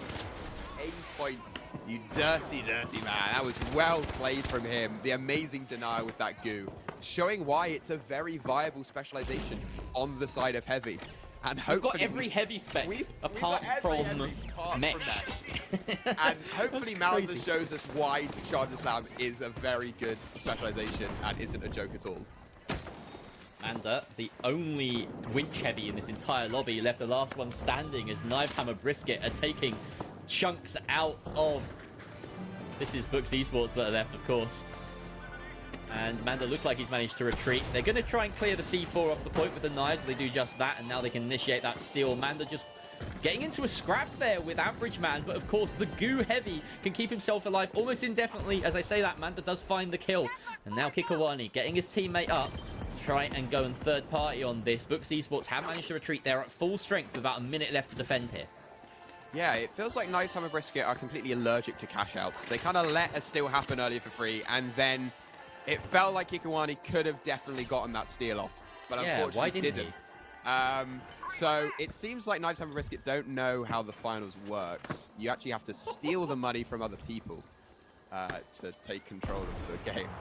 But Very weird. Now they're committing to a steal when there are 3 Books Esports players up. Of course, they maybe just didn't have a full read of the situation during that. They're going to try and find some kills, raising up these staircases. Of course, they don't have the DMAT to close this distance. It can be really awkward. And a third party is coming in as well, potentially, as we see Ape Squad circling above. And Nice Hammer Brisket decided it's too hot for themselves. And this is an attempted steal now coming out from Ape Squad. The shots come out. Krieger Blue, though, finds the kill, denying that. Kikawani finds 2, one of each team. Down comes the Heavy. But Kikawani steals that kill. Manda finally takes out the cheeky throwing knife player. But Kikawani is just padding his stats here. Unfortunately, they are very much languishing in the cash department. But I think he's probably top fragging at this point. yeah, Kikawani really putting up at 6 kills already. Wow, okay. No assists. Really showing that he can just deal damage and he can get the kills. He can get all of them. But unfortunately, they still don't know how to steal. No. And that kind of let them lose. The cash out didn't change hands at all during that position. So if Kikawani stole that, they could have been in control. With the help of Ape Squad denying it, it could have been that they had cash. They could have had some money. Shoulda, woulda. Citadel Gaming defending this point now. Of course, they've got the opportunity to, well, they just immediately delete Average Man, who tries climbing to the top. Those Deagles far too reliable to have any problem with a mounting sledge, but there are other problems. Ape Squad are circling as well. Kikawani is the only player on Nice Hammer Brisket around here. But Donk Rage has an opening here, shoots that C4, gets the drop. Ape Squad, though, going down in a heap. Alone in Paris, the last one alive for his team. And this should be an easy defense here for Citadel Gaming, who are finding kill after kill. They haven't really been questioned on this defense.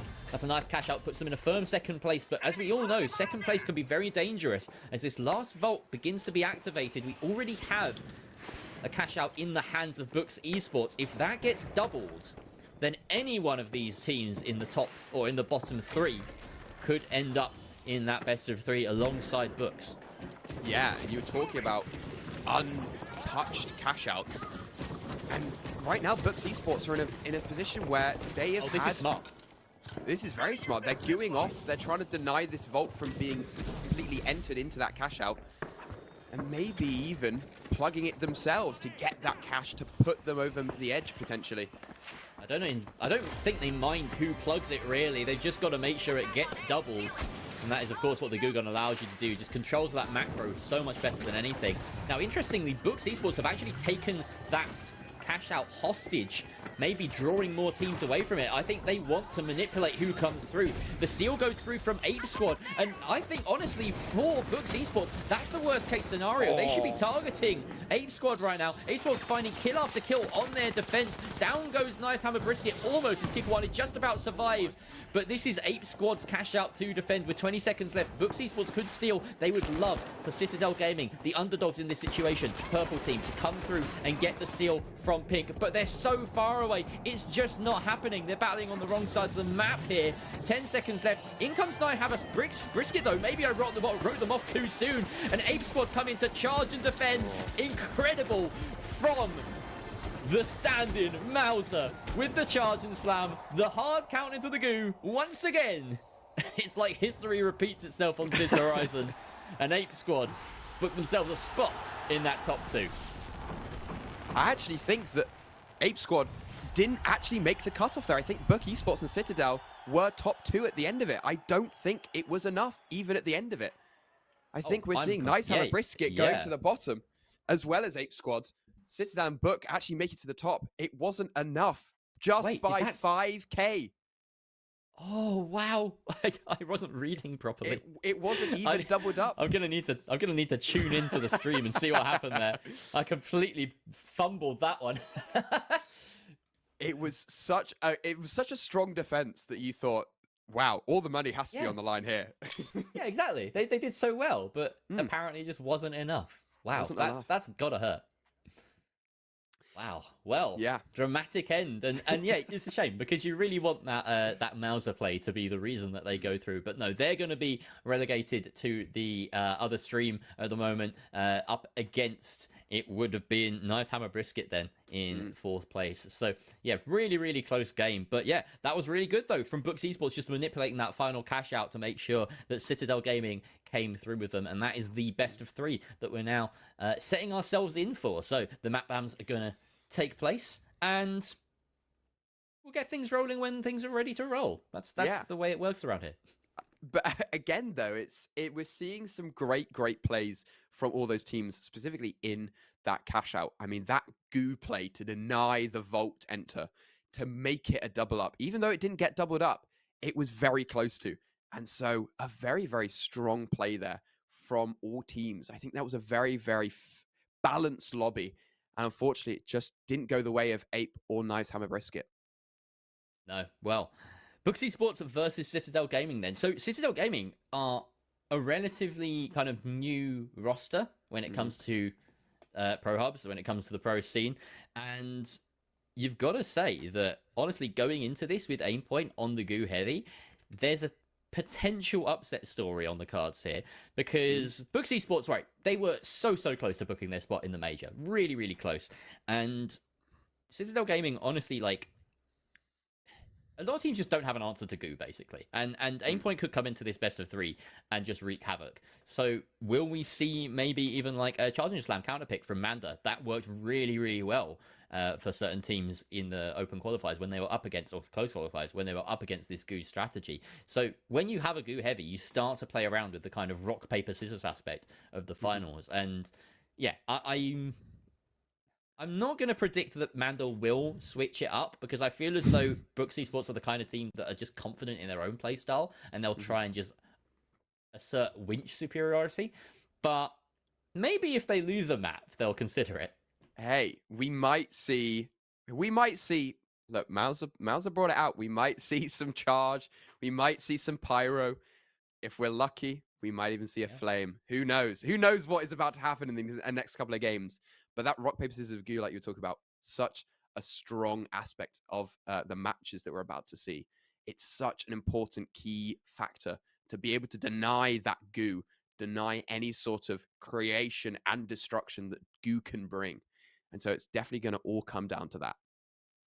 So while we just get this game set up, I'll just give a few brief mentions to some things going on. We have, of course, the Finals Italia B stream, who are going to be covering the other game, because, of course, Ape Squad and Knives Hammer Brisket, their afternoon doesn't end tonight. It doesn't end right now. They have a nice best of 3 that they get to play out to fight for their share of the points as well. So if you want to keep a second tab open, absolutely go over to the Finals Italia and show them some love. And the other thing is, if you're interested in just sweetening the pot a little bit for all these players, we accept subs, we accept donations. Everything goes straight to the prize pool for this season. And of course, that's all decided at the championship at the end of the season. Interestingly, we are not having our international championship at the end of this season. We're leaving that for the major, but of course it will be split between the EU and the NA side of things. So yeah, just so you're aware of that, it's not going to be like a one massive pot this time. It's going to get sliced in half, but it will still be pretty impressive. So you can donate to that if you want. Just drop some subs. And of course, once all of this is done, once me and Tetra have said our goodbyes in about an hour and a half's time, there is of course the NA broadcast that is going to be happening later on today. So do not close these tabs at all. Just keep them open, and the Americans will keep you entertained with some of the highest quality finals action that you can imagine. We have our map bans ready for this best of 3. So let's throw them up on the screen and see what we're dealing with for this next few hours? Not hours, minutes. There's no word for what I need. Next few games. There you go. Ooh. We have fixing got some things. The wonderful Cis Horizon in first. We've just seen that map been played. A wonderful, very balanced map. I think people would say that is probably the most balanced map currently in rotation. And then our favorite, it's back. Skyway Stadium is actually being played, with Monaco ending it out in this best of 3. if we go to that third match. Absolutely. Here we go. So, Sis Skyway Monaco, interesting one. Interesting that we're going back to Sis Horizon as well. That's not like a requirement. That's just it happens to have been picked once again.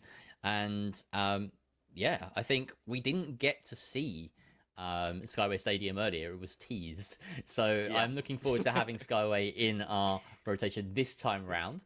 And yeah, I think Monaco always a great map to throw down on at the very end of things because it feels very even. It feels like everyone's going to have a good Monaco up their sleeves. But Sis Horizon, let's talk about this with respect to a Goo Heavy. We've seen Goo Heavies do incredible things here before. And we've also seen Charging Slam Heavies do incredible things against Goo Heavies here before. Manda, I think, is going to stick on that wedge. We will find out. Unfortunately, in his loading screen, he has a suck on the wedge. There you go. It just peeked into our vision just briefly there. These are ridiculous outfits, by the way. I know some people in chat were pointing them out. It's gorgeous. Yeah, it's they've like got that nerd chic. Yeah, it's like the 80s. It looks like 80s dad vibes. Yeah. The jumpers tucked into the jeans look. Yeah, it's incredible. That pic of the Rock with that turtleneck on. That's what it looks like. Yes. Yeah. And then the glasses to boot as well. It's really, really nice. So, Cat Lover 31, a name I didn't think I would have to cast very much beyond the cash-out round, has found not the first kill of the game, but a massive assist as Lovely claims Krieger Blue very quickly. Down goes the medium on the side of Books Esports, and they're going to try and close the net here. If they can find that spot. Manda rounding the corner again into the open arms of Cat Lover, who doesn't quite dish enough damage out, but he does find that kill onto Lovely, so returns the favor with that opening kill. Aim point translates with a retrade onto Krieger Blue. Ooh. Out comes Cat Lover, punching Red Fox, the superior feline. And Manda now the last one standing up against aim point. This is a Goo versus a Winch. The Deagles versus the SA. It's the Deagles that come out on top. Citadel Gaming and aim point will have first dibs on this objective. Yeah, and I mean, that settles it, guys. Goo's better than Winch. There's no denying it. That was a very fair fight. That means that Goo is better than Winch. So you've seen it here. Absolutely. Decided in that minute right there. And now we can see Aimpoint get to work. The Goo gun on defense, exactly where it wants to be. Just building a small circle around the box, making it a little bit harder for any potential steals to find cover. You can't really easily place a barricade around that, for instance. And now, and of course you can't winch it either. So yeah, lots of reasons to do that. We see Books Esports now just bubbling up, dropping it at the floor, getting rid of that Goo defense, but they're really looking for kills here. Yeah, they really need to find these kills, get rid of that Goo, possibly, as that is going to slow them down. They're able to winch and destroy the C4 to get it down to that bottom floor. Can no longer be dropped down anymore. And all of that rhymes. Yeah, I was going to say nice poem. Glad you caught it as well. Yeah, Cat Lover, though, is also on a masterpiece. Cat Lover is dealing so much damage to everyone, it seems. Lovely picks up one, and so does Krieger. Red Fox gets another, and it's just down to 8 points. The Goo last alive, and it's not able to do anything this time. And that will mean Book Esports get the wipe, and they're now in control of this cash out. Yeah, and that could be it as well for that first point. Let's have another look at this swift double kill. You see Red Fox doing his business. Nice close down there. Krieger Blue with the final shots, in fact, but that was very much all up to Red Fox being that harassing light. Really, really nice play. I don't think Citadel have much of a chance here, but they do have about 20 seconds to work with based on the movements of Lovely there. You can tell they've decided that it's not enough. They're going to reposition themselves for a bit of control going into the second cash out. Yeah, and like you were saying earlier, Citadel, the sort of underdog here. So it's interesting to see Book Esports take the first one. I want to see Citadel change up how they're attacking and just try their best to hold off Book from one cash out at least. And that might not happen now, as Book Esports actually coming from behind onto Citadel. They're gonna take that mid control, and they're going to hold off on either A or C. They're going to see where the Vault goes and pounce upon it. Pounce on Cat Lover, actually. Yeah, an interesting choice. But of course, Fox's pounce as well. That's true. Yeah, it happens both ways. interested by the choice of the ARM. We haven't seen very much ARM play at all in this competition so far today, at least. And a lot of M11s, a lot of 93Rs. We've even seen bows. No ARN up until this point. And we can see now Mr. Red Fox and co, the rest of Books, heading towards A as they can see what's up. That objective will get started by Aimpoint, who can get going on the defense, but the rest of his team are separated from him, and this is an opportunity for Red Fox and Books to try and close the net. They have a lot of damage sent out onto Cat Lover, but he managed to slink away, the sly little devil. Yeah, slinks away very well and able to get out of there completely. You're seeing on that bridge the H+ Infuser coming out so strong and able to hold off a lot of damage and keep up members. And here comes some more damage. It's lovely. Goes down to half HP from Red Fox. And they're just playing this so carefully and so slow, waiting for at least Citadel to make one wrong move. And this could be it as the pad comes out. Oh, but Krieger doesn't make it up. It's down to Red Fox and Manda. Sort of dissected from Krieger. They're back together, and Krieger gets the defib up, and it's down to Manda and Red Fox, half HP, and there is the goo denying.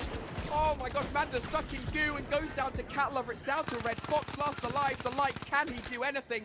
This seems like Citadel's fight as shots ring out, and it's just Red Fox waiting, trying to bait out shots, trying to destroy the C4 for hopefully a later push, and that Citadel back up from the coin.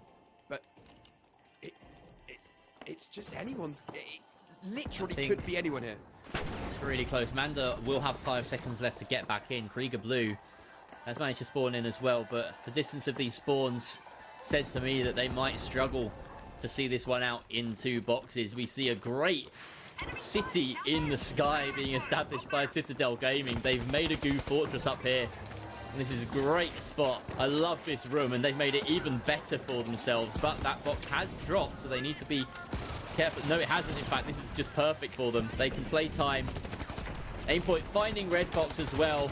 And Books Esports, they're losing this fight and losing it fast. The heal come out. The heals come out, but it's not enough to protect Krieger Blue. Manda as well goes down inevitably after getting a kill onto Aimpoint, but it's a cold comfort as we are now tied up on Sister Horizon. We're going to go to that 3rd box. Yeah, I was praying for Citadel to get that box, and they played that team fight so well, being able to just delay and hold off, and the goo plays from Aimpoint, denying Manda of any damage onto himself. So well played. And it will be Citadel in control of this 3rd vault to start off with. We'll see if Book Esports can change hands of that. It's going to the right here. They're leaving Mr. Red Fox out to try and find a pick by himself. Krieger Blue just dishing out damage. If he can get a decent amount of damage onto one target there, he can send Red Fox in to do the rest. But of course, Citadel have their healing. They have the heal beam, they've got the infuser, and they're all bunched up. Very difficult to get anything from this position for Books. They'll have the cash in their hand. Books, strangely, of course, are at the top of the standings as it stands because of just reasons.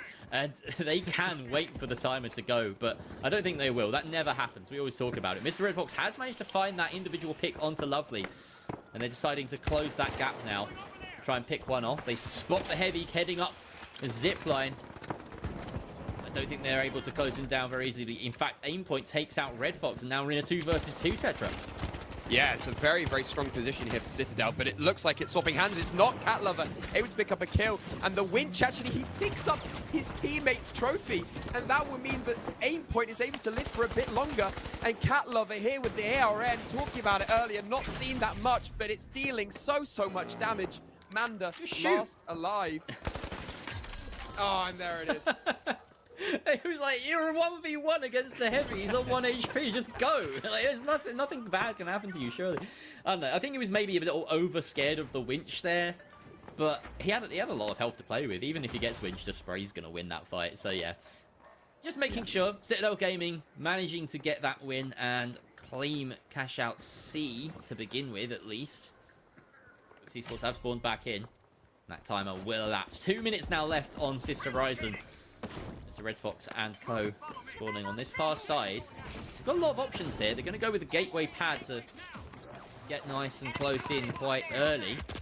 Again, Mr. Red Fox just poking from range. That M11's not going to do anything meaningful from this position. He will get juiced back up by the heal beam. It's just a slow poke and prod and approach, and out goes the second glitch grenade. That might be costly as they're not really capitalizing on it. In they go, but they have a gateway preset. Really nice. They take it, going straight through to chase them down. No, they don't. My mistake. Now they do. Yeah, they just delayed that gateway push so late. Time is of the essence in this game, and it seems like that Book Esports are taking their time a bit too much. Some messy fights going on. Krieger Blue really not landing the crucial shots afforded to him during that. And in the chaos, Cat Lover and Aimpoint have managed to find their kills. Cat Lover doubles down with another one. And that's a team wipe going the way of Citadel Gaming on this defense. They could maybe have played a little bit of an alliance game there and stalled out. But the way it stands, it seems as though Books might get one last chance here. They're going to knock this off the ground level. A little bit of an awkward position, in fact. They maybe want to get this right down on the ground. I feel like this is an interesting spot for Aimpoint to try and cover. There's definitely a world where Manda and co managed to get this steal last second because of this goo, but he's encasing it completely. That's going to make it really different. So they have to use an RPG on that now.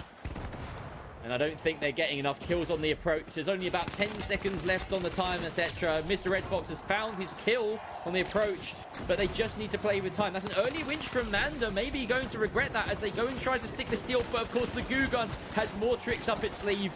Citadel Gaming have managed to see out the timer, and they claims it's Horizon. First map goes to them. Yeah, what a strong finish there. We saw Citadel Gaming, that goo, coming in in meaningful positions. Talking about it before the match started, but that goo, it's the rock, paper, scissors. It seems like Book Esports are going to have to find a way to counter that goo because they are struggling to deal with it. The goo that was made on that final cash out was so strong and really held off Book Esports. Like you're saying, that RPG needed to destroy it, and that is so essential in the heavies util that it just is not worth risking that RPG to destroy the cash out's igloo. Yeah, I see what you did there with the igloo. That's nice. Thank you. I'm going to use that. Yeah, so really impressive. And like you said, it was one of those situations where the winch doesn't really matter. You know, your cash out manipulation, the winch just pulls it into a new place, but you can move it into a new place with goo. You can also cover it up with goo. You can prevent winches with goo. It's just so much more versatile when it comes to cash out manipulation. The only sort of dash in the cons column here against winch is that it's not going to buy you a free kill every time, but there's still ways to use it in combat that are virtually equivalent to a free kill. So it's starting to see its rise to prominence, and Aimpoint has always been goo pilled. So seeing him now bearing the flag as well for EU on this specialization is really exciting to see, and it's getting his team far. Citadel Gaming, like I said, they came into this. I'd never heard of Lovely. I'd never heard of Cat Lover 31. I think he's a sub, to be fair, but I hadn't heard of most of their entire roster besides of Aimpoint. So them coming in here and putting up a fight, currently sitting, if they manage to claim this spot, in essentially what, a 5th place finish for the week in EU. That's really good. Books are like an established EU side that are struggling here, but we've seen Alliance pull off a reverse sweep today. Can Books do the same as we move on to Skyway for map 2? Fingers crossed they can, but it seems like, just going off the specializations, it seems like Book Esports are not going to take something that can deal with that goo in any sort of way. They might have pyro nades now or any sort of fire, but they still have that winch. So it means that moving that cash out is not going to be an option for them, and that winch is just going to be used for kills, it seems. A brief look at the lights. Loadout here doesn't spell anything unusual. We'll get a look at Lovely and Aimpoint's. Oh, right, sorry, this is, of course, still. They don't need to counter anything. This is a great shot coming out as well, and it's really one of the reasons that you want to take that ARM, particularly on Skyway. M11 just never could, but unfortunately, Books have managed to get away with that cash box. And they can set themselves up for a defense here. I think that Manda and Krieger are well set to try and catch this guy out midair, but Cat Lover does find the angle to get into cover quite quickly. They've managed the difficult part. They've got into offices. Can they find an opening here? At the moment, Books Esports just opening up above, and this is another puzzle for Citadel to try and solve. Yeah, and talking about openings, they did just make that one in the roof. And Book Esports sort of almost took advantage of it, but left it alone. And it's given Citadel a moment to breathe. They're now slow walking around the entire building. They're trying to find an area where they can come from just height and spook Book Esports. And it seems like they almost have that. The RPG coming out doesn't deal much damage, but deals destruction. And it's a very early bubble from the side of Book Esports as goo is used to hold themselves. And Red Fox, the light, able to pick up one from behind. And it's down to Aimfox now. Red Fox, so good at dealing damage from behind. And Krieger finishes off Citadel. Wow. Wow. That is incredible. Mr. Red Fox essentially soloed a 1 versus 2 there.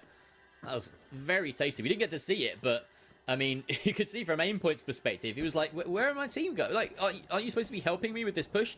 They were all dead. It was all Mr. Red Fox there. Now we've got a second attempt here from Citadel Gaming. Some nice spawn manipulation coming out from Books to force them to be in this forest area. And we see the second goo. Oh, it's all crumbling. Lovely being forced back after landing on the reverse pad. That just was comedic, unfortunately for him. Citadel, though, have managed to close the gap on this box. And if they're very cheeky about it, they'll manage to steal. But no, Books Esports, they have their number. Yeah, they've got more than enough time. There it is. The cash has been put in the bank account, and there is nothing Citadel can do. But it seems like they're going to put up a fight before going out. Cat Lover, once again, doing some great shots. But Manda, lovely BFR shot there to finish off the fight. Yeah, Books Esports really dominating here. And this is the kind of fight where you expect them to, right? They've managed to get onto the defense. They've managed to get into a high ground position. They're using the BFR now. They've got everything that they could possibly want to control from distance. And, you know, well, I suppose they've got the M11 on Mr. Red Fox, which isn't quite that. But either way, they are controlling from distance with the BFR. That is such a difficult position to push as well. You just know that steals are so unlikely when they end up in the offices. Aimpoint trying to snipe with the Deagles, but he's left his team ahead of him. And he's taken a lot of damage himself as well, so decides to wait and heal up before going in. Again, Books Esports just asserting dominance from height. Yeah, in such strong positions here. Like I was saying, the office is such a hard cash-out location to penetrate. And now we've gotten another hospital. There are so many hospitals in this game. And another hospital. Well, there's a lot of casualties, so it makes sense. There are a lot of casualties, yeah. But they turn into coins. So I don't know if you could heal someone that's turned into coins. Maybe it's an American healthcare system. You need to pay on arrival, so it makes sense. It does make sense. But we're seeing them take so much high ground, and it's just impenetrable from the side of Citadel. They're just going to sit out and wait for Book Esports to make the first move. Obviously, we know Book Esports aren't going to make the first move. They've got Mr. Red Fox going around the side. Gateway is open, and they've got that opening now. They're going to make the first move, and they're going to take that cash out straight to A. And they're going to start it with Citadel right behind them, hot on trail. Cat Lover doesn't find the damage, drops glitch, does connect with the dome, luckily, gets some value. And he manages to find Krieger Blue just on that roof, already having taken damage. The cleanup is huge from Cat Lover.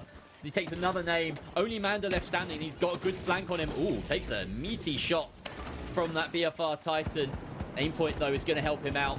And in fact, Cat Lover decides to stick this res. He has faith in his heavy. The goose stall is huge, but Lovely decides to put Manda out of his misery because they don't actually have a timer working in their favor right now. They get the plug, Citadel Gaming, hoping to stage a comeback here. Yeah, and it seems like they've got a good first step at the comeback.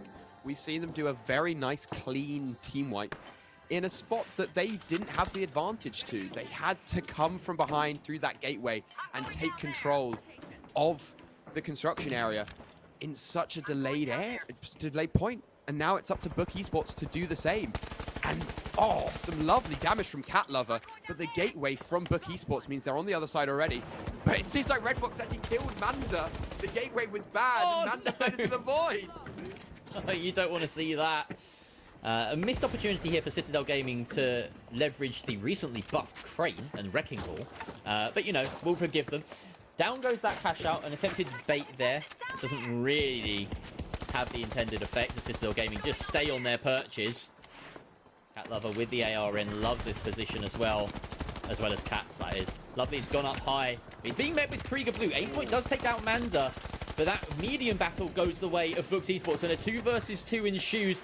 We see Mr. Red Fox running for his life here as Cat Lover trying to chase him down. He just needs to find an orange body on the other side of his sights. There he goes. Oh, can you finish him off? At least prevents the res, and that's the kill going his way. Mr. Krieger Blue in orange here for Books Esports.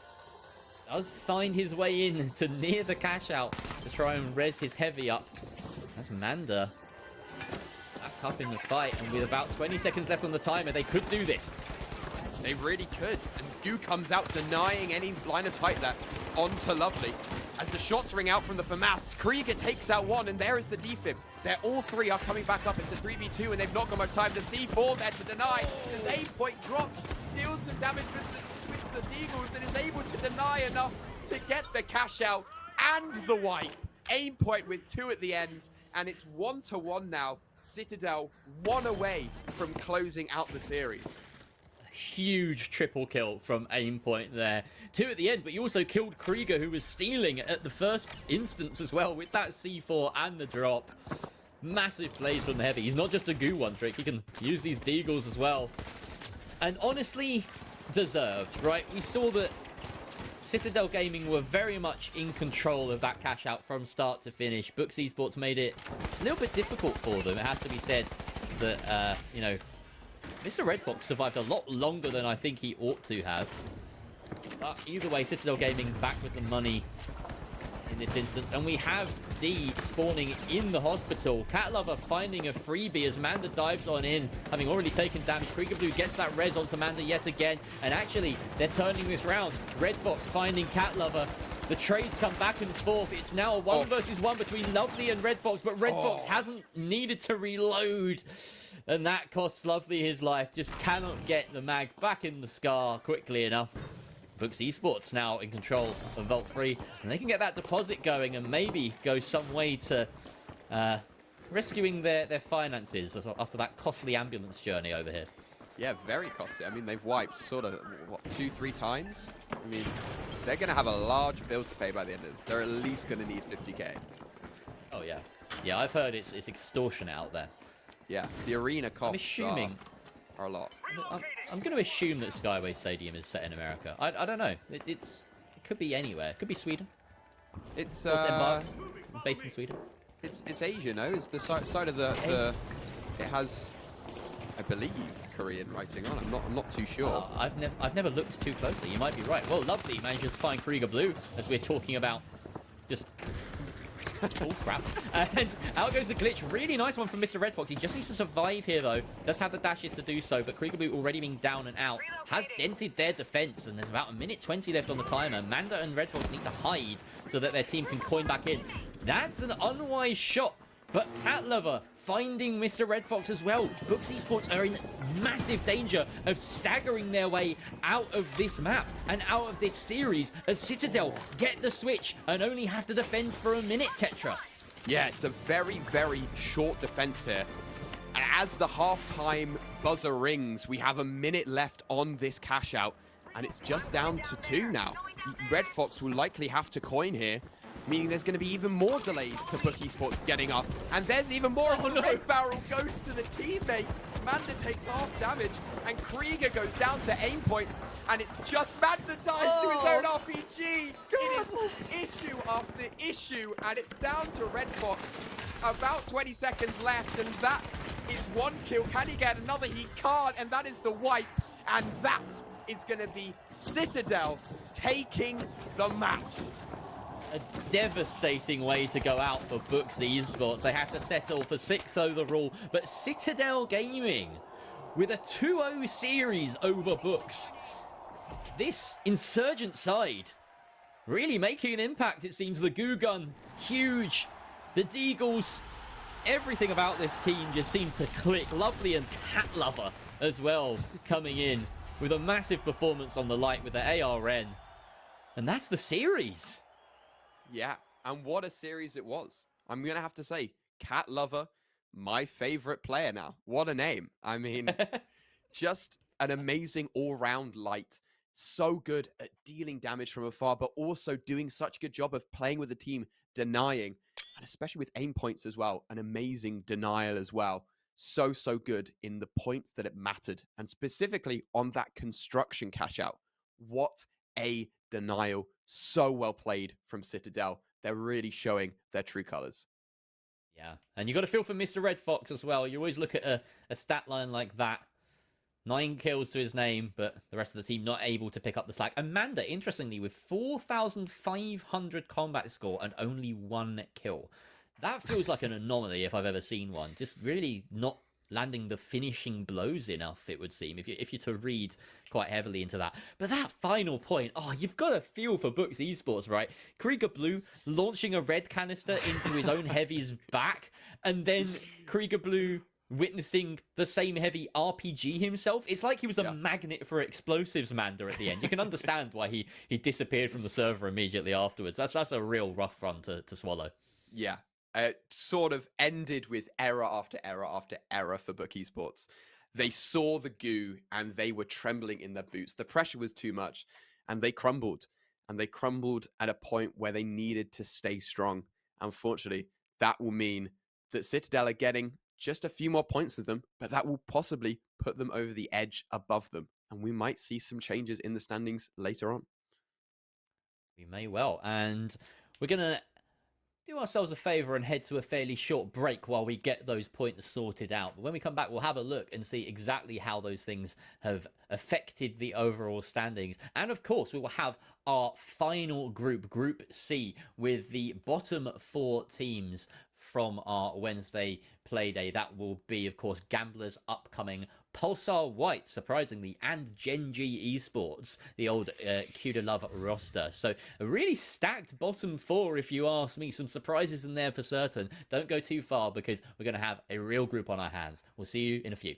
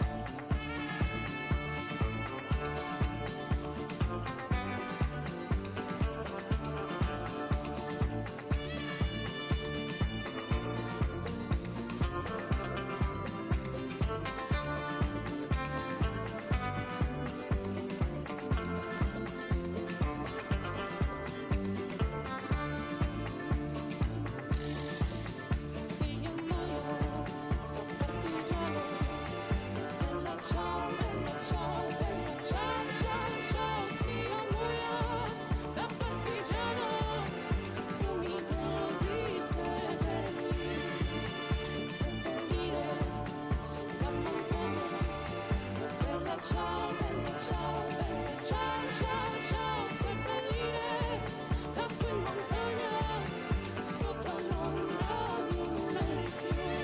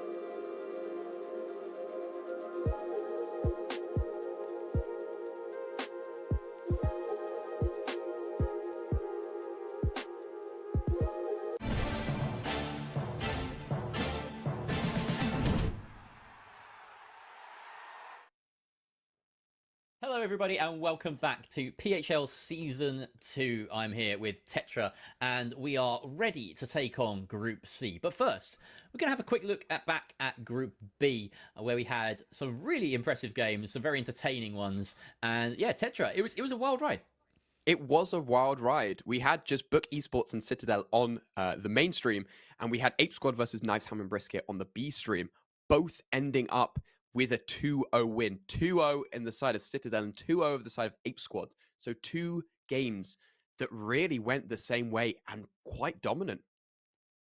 Yeah, we saw Citadel Gaming just wipe the floor with Books Esports over here on the mainstream. If you're in case you're wondering where that other game happened, go check out the Finals Italia. They are streaming over there.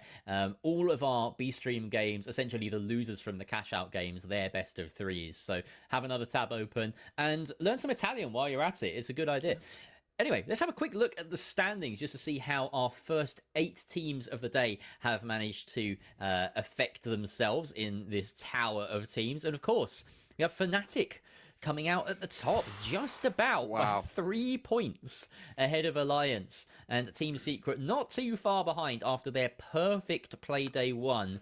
Unfortunately, losing a bunch of points by virtue of being in the bottom 2 in that cash out between themselves and Krusty Crew, Alliance, and Fnatic. So, yeah, dropping a little bit there, but they still won that best of 3 against Krusty Crew. So, yeah, a big 3, as expected, kind of emerging. And then, of course, the rest of the teams following along below. So, we have the bottom of the pile to sort out now. And the bottom of the pile looks rather interesting because we've got some teams that we really didn't expect to be there. Let's throw them up on screen right now. We have Pulsar White, interestingly, ready to deal out maybe some smack on this lobby, because they came out of Wednesday having a really rough day alongside Gen G, previously Kuda Love, who we expected to maybe do better. Upcoming and Gamblers rounding out the numbers here.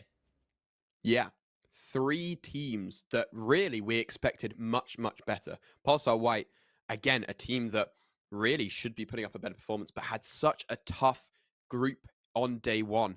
It was so hard. They had Fnatic and they had Krusty Crew, as well as Gen G. They were all in the same group. So it's so weird to have 2 teams from each group on such opposite ends of the spectrum. Fnatic and Krusty Crew at the top, and Pulsar White and Gen G right at the bottom, dead last from both of them.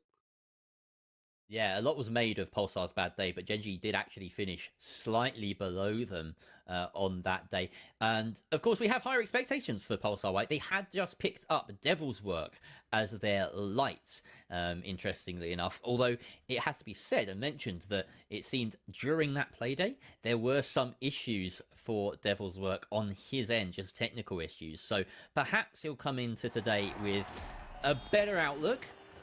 Either way, we're heading straight into game here. We haven't even talked about it, but it's Nozomi Citadel, our arena, for the cash out portion of today's broadcast. It's the last cash out of the day until we head over to North America. Let's get out there. Yeah, it's going to be a very, very fun cash out. I mean, we've seen these teams do so well in specifically Gen G and up and coming in those open qualifiers for PHL that we've seen quite a lot of them and playing a lot of cash out. So it's going to be interesting to see how they go up against Pulsar as well as Gamblers. It's going to be very, very interesting. And here comes the winch and the damage out. Gen G versus up and coming in this first fight. And it is manic. The bubble comes out and here comes the pad up top. The heavy drops down from above. Silas and Zarani get one, and there is Jordan with the last. And up and coming are able to wipe Gen G in an instant. Excellent shots from Silas, particularly in that. We got to see his perspective, really landing it with the FAMAS. But here we go, Gamblers versus Pulsar White. Pulsar really on the back foot here as they're spraying down range, spraying up close even as Kiriki finds the opening pick. Some kills back and forth. Devil's Work, though, comes out huge with 2 big kills, and a Telco found that trade onto Kiriki as well. Pulsar White turning that fight on its head, and they get control of Vault 1. Yeah, really well played there from Devil's Work. Even got a gas kill, I believe. I mean, just able to turn around the fight so fast. And here is another fight, breaks out instantly. And Telco able to pick up one, but gets traded out. And it could be down to Devil's Work. Once again, he has to do everything. The light just signed to Pulsar. Can he make magic? And it's a 1v3. It doesn't seem like it's very doable, and they're chasing him down. Low HP, he's going to run. 1 bar of HP, and they're going to go for this steal while he gets out of there. Interesting choice by Devil's Work to decide to go for that plug. Maybe thinking that that portion of the cash in their pocket does mean a fair amount, and of course deciding to kite away to get a quick respawn there. But we'll turn our attention here to Cash Out B, where Upcoming are defending from above. They've got Gamblers trying to find a way in from beneath. That box has already been dropped down to the ground level, so this height is going to be really beneficial for Upcoming. Yeah, and here comes the goo from Upcoming. Oh, but it seems like they might have added a pad to that to fly the cash out from one side of the building to the other. Now in a line of sight of Gamblers here. This could go the way of Gamblers, but the high ground still in control of Up and Coming, and they are just waiting for Gamblers to make a move. Boller taken out by Silas, the most recent addition to the wider lineup on Gamblers. Silas again doing damage. He's been a notable member here so far for Upcoming, really making a difference. We can see that Cash Out B is still under the ownership of Upcoming, and Gamblers are down a man, so this is all Upcoming's if they want it. Kiriki wins that heads-up gunfight against Jordan, though, and we enter a 2 versus 2. Folin doesn't find that winch, though. Kiriki gets a crucial kill, but it's not enough, and I think this Cash Out is going to be safely in the hands of Upcoming for now. Yeah, really good defense there from Upcoming. Really showing the way, and there is Gamblers. Last alive, Boller going to die by suicide, but here comes the steal. Gen G have been completely wiped, and Pulse are able to take that control. On the other side of the map, we missed something very dramatic. Wow. Pulse, well, that's just the thing. That's just what happens in this game sometimes, you know? There's so much going on at once. Pulse are white, getting the wipe, stealing that box back. So not only do they get the money for the deposit, but they actually get extra money for the steal. And they didn't wipe in all that, so they actually come out more profitable than if they'd just plugged and defended. So yeah, that's how it works sometimes. That's how it works. That extra 1k from that steal is really important, actually. So many people forget about it, but it's a lot of cash, especially in this early game. And there is an amazing grab from Person as he grabs Take from the other side, and down go Gen G once again. It's not looking good, as it's Gen G in the kill feed once again, and it's not from them getting kills, that's for sure. Yeah, they're always on the wrong side of it feels like, but as we know in the finals, there's always time to turn things around. 4.5 minutes left on the timer as we get both of these final or second cash outs started. One in the hands of Upcoming yet again.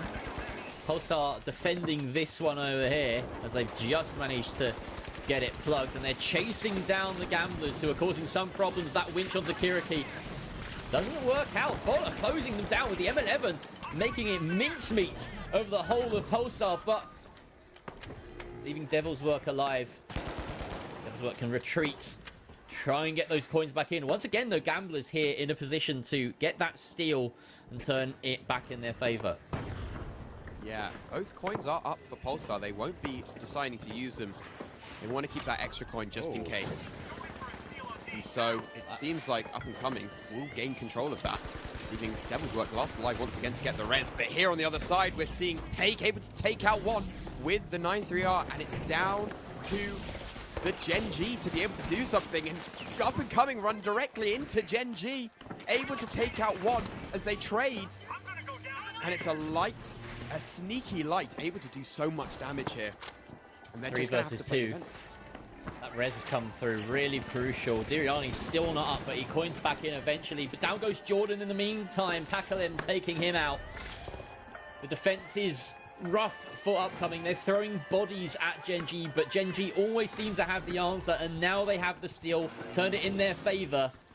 Only about 40 seconds left on this timer. Upcoming are back at full strength and need to mount an offensive. And it's a big offensive that is coming out. Not much longer on the clock. As time is of the essence, and the RPG to the face.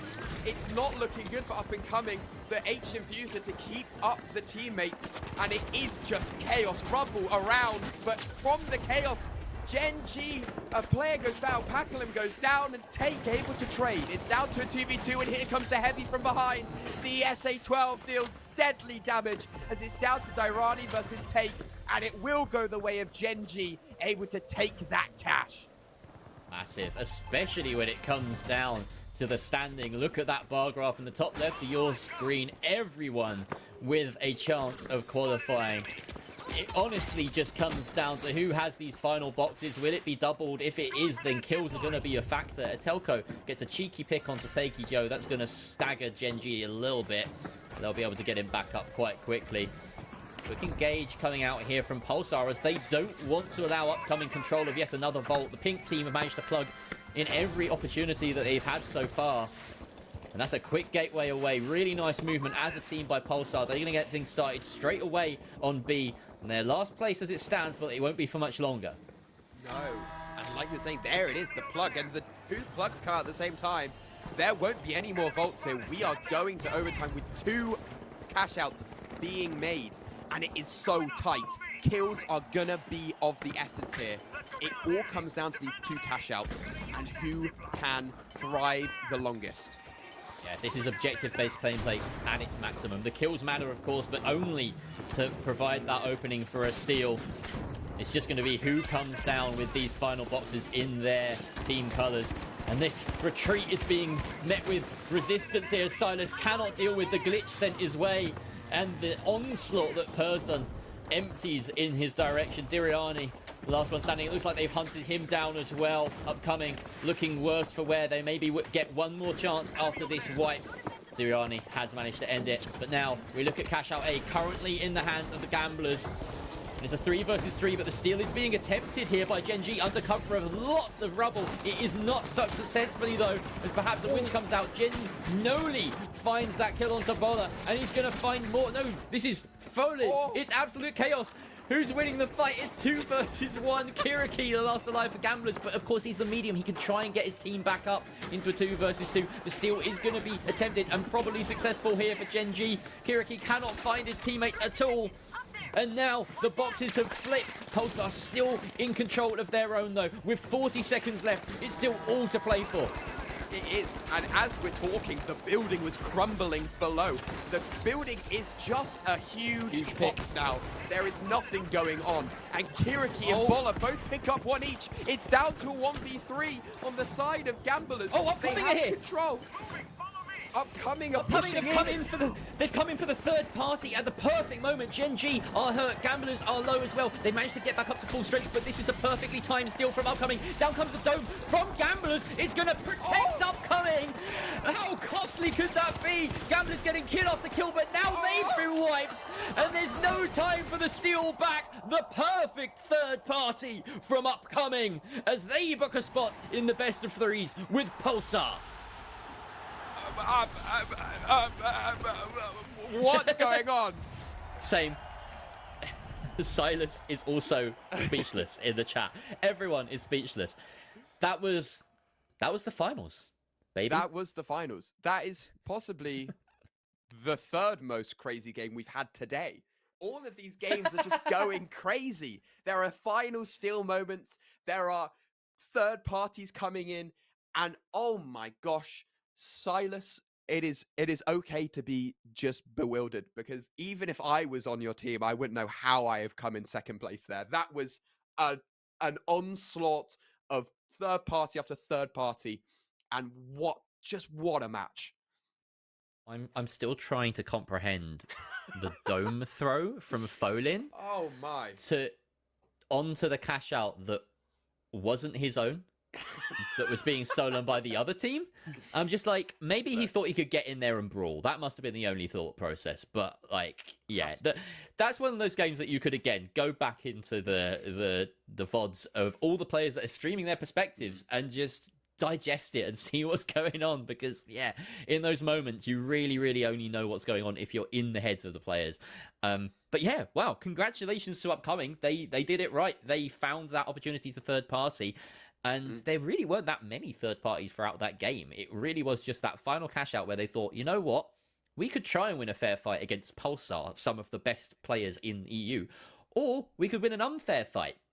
And Who wouldn't take that option? It was just a perfectly timed third party, and yeah, it's booked them a spot. It's booked them at least 50 more points than their counterparts, and now we get to watch them slug it out against Pulsar. Yeah, and that is going to be such a matchup. I mean, we saw that group was so even. It was pretty much completely even cash wise up until those final those two vaults entered those cash outs, and it is going to come down to everything. I think this is going to be the closest match we probably will see today. It's going to come down to everything. It's a really, really tight one on paper, but I'm gonna say that personally, I think Pulsar White have the edge, right? This is a team that have fallen from grace. We will accept that. They are definitely not the team that they once were at the moment in time. They've been having a hard week. Let's put it that way. But there's absolutely a redemption arc possibility here. And also, you know, you look at these just individuals like Person, Atelco, Devil's Work. Individually, they are some of the best players in EU. As a team, we're yet to see them click, but it's not been long. So now we really properly will get a taste of them. Just as we got a proper taste of Fnatic as a 3 versus 3 team earlier today, and they really put Alliance to the sword, here we get to see Pulsar White up against, well, upcoming, honestly, also on paper, Jordan, Airshoe, Diriani, really impressive team. I don't think Airshoe was playing there today, though. So yeah, it's gonna be a really interesting lobby. This is one of my. I feel like Jordan has been around many rosters in the past half a year or so, but he always seems to be an impressive player on whatever roster he's on, and I don't know, he could maybe try and diff Devil's Work. There's a potential there. We'll get to see it in action and let the shooting do speak for itself. Yeah, I mean, it's gonna come down to if they can work as a team, like you were saying, they are the sort of underdog here. Pulsar White are definitely the team that I think a lot of people are going to be voting on and putting their prediction points on. I mean, it's a very strong team. They didn't have the best of weeks. So hopefully Silas, Jordan, Durrani, they can put up a great fight. It's going to be tough for them, I think, but it could be anyone's game. Who knows what is about to happen? And thank you for saying Silas as well, because I had Airshoe in my notes, and I was like, holy, that I definitely didn't say Airshoe any of that. Silas, but on the other hand, had some big moments. And I think, looking at the stats after that game, it was only something like 10 kills across the roster for upcoming. But whenever we tuned into them, they seemed to be making like a really positive impact with whatever fight they went for. And we always saw Silas having an impact himself. So I'm going to put some stock in him. Of course, he is up against one of the best mediums in the world in Atelco. So again, that's going to be an interesting one to see how it pans out. Soul, Fortune, and Monaco. Very rare that we get to see Soul, but Pulsar deciding that this is where they want to go. They really want the map to do the fight for them, as I like to say on Soul. This is one where the objective spawns can determine more than individual playstyle ever can, if you let it play that way. Fortune Stadium, of course, just the improved version of Seoul, if you ask me. Much improved. And then Monaco, which was a decider map in the last series we watched, but it didn't go that way. So I hope we do get to see a Monaco. And if we do, that would have meant that upcoming have won a map, and we were in for a really spicy finale. Yeah, and it's also going to be interesting. Seoul had a lot of map changes recently, specifically to that hospital area. Hospital had a bit of the bridge got shrunk a bit. There's a new platform on top of that main sort of courtyard area, an extra door. And it's really going to be interesting to see if any of that changes, if that changes how people play it, if it, allows for teams to push up on that bridge and, not be attacked as much as they usually do, or if it's not going to make any change whatsoever. And in case you're wondering, it will be the under construction variant that is being put on display quite beautifully here. I think, unfortunately, it might have been loaded up incorrectly, so we will just reset the lobby to make sure that is the case, and we'll come back to our lovely faces for the time being. So I just want to talk a little bit, not just about under construction, but also generally about Petronil Plaza, that corner of the map with a massive sloped roof. There's still nothing else in the finals that feels like that, and it's a really cool design. I kind of wonder why we haven't seen more of these really interesting like building designs since the introduction of Soul way back then, because it's a really cool portion of the map that has some interesting sort of dynamic elements to it. You know, you can use it to slide down and gain a really big speed boost. You can take height. You can basically drop from the roof to any level in the building that you'd like to, just by positioning yourself well. And of course, you can fight from on top of that glass. It's just a really cool building, and I think it doesn't get enough love, and they should reuse it. Like, why haven't they reused it? They reuse a lot of buildings in this game. I want to see more of Petronel Plaza. Hey, I'm going to say it. I think if we just slap that in like the water area of Kyoto, I think the map's saved. I think we just add that. Actually, that is literally a based take. Just copy and paste it. You don't even need to texture it differently. Just copy and paste it, and we'll be fine. It would be a massive, like, you would have to brand it as like a CNS intervention, right? Because it's so clearly out of world. Yes, it doesn't belong in Kyoto in the slightest. But yeah, a little bit of Korean modern architecture in the middle of medieval Japan. Why not? It would be fun. Yeah, I think it would change up the map. But Seoul, such a good map, specifically under construction. And let's talk about that middle construction area.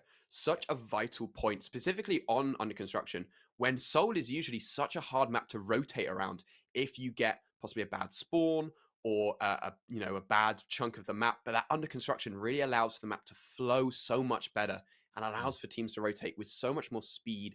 And just it's so much nicer. I love under construction. It's pretty much necessary for the competitive version of this game, right? Otherwise, we've seen what happens on normal maps when you have a vault spawn and people try and sort of control the map and shepherd you around. Imagine that, but the map is a circle, right? It just doesn't work. It makes the mini game of vault spawns and objective spawns so much more confusing. So that's why we have it locked to under construction, in case anyone else is wondering.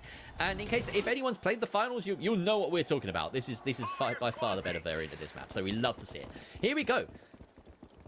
Lobby settings correct this time, and we are going straight on into the action as we can see the upcoming decide to take that height, take control of construction. And it's going to be an early engage here, Tetra. Whoa, they are not messing about. This is literally a 30-second winch in. And there is the winch Silas, low HP, and so is Jordan. It is down to just HP bars here. We're seeing shots ring out. People entering the fight as a Telco goes down. Devil's Work also going down, but Pers and Ace take out two. This is a complete flip of the script. Dorani last alive. They're heavy on the team. Heavy versus heavy. And Person has the HP advantage. This could go the way of Pulsar as the revives are able to come out. And they're able to get another member up. Surely they're not going to coin this early. We haven't even tapped the first vault, but it feels as though the positioning from Duriani is implying that. We'll see when Jordan's timer ticks out. Yeah, they are indeed coining before the first vault is even tapped. That's something from Pulsar, and maybe even a deliberate choice from Pulsar. Of course, they had the opportunity to go straight for this vault. They got the preferential spawn. They decided to go for that fight, and then maybe even chose to leave Duriani alive. We didn't really see what Person was thinking there, but certainly burning through the coins this early on is a strategy if you have the opportunity to do that. We have the gateway already set there by Devil's Work, really nicely done. They're going to presumably remove as much as they can, but no, in fact, Upcoming will come straight through themselves. It's going to be another quick fight. No opportunity to set up for Pulsar White as they regroup down on the bottom floor. Yeah, and they're going to be able to regroup, and they have that advantage. They have the cash in, the cash out. So they're in control. They can set the tempo. This has been a theme of many of the fights today. We've seen teams with the cash out set the tempo, and they're able to control it and get the team wipe just because they are the ones that to make the first move. But it seems like Pulsar are the ones to make the first move as they pad up to the top of Hospital, all on very low HP. Person 1 HP, and the bubble goes out. Glitch to counter it, and there is the gateway. Do they know about the gateway? It doesn't seem like it. Person goes down, and it's a light v light fight. As Devil's Work also goes down, it's down to a Telco. Last alive. Can he win this fight? I don't think it's winnable. He just needs to find a res. He's managed to do it, but he's taken down very low himself. Duriani dives on that, and now it's only Devil's Work in a 1 versus 3, and they're going to try and keep him alive. But, of course, There is the pitfall right nearby. So you can get that respawn timer started immediately. That is not how Pulsar would have wanted it to go, though. Upcoming, stealing the first cash out. Now, they only need to fend off Pulsar once. And defending Hospital, as we all know, when you have that chance to set up properly, can be so easy if you play your cards right.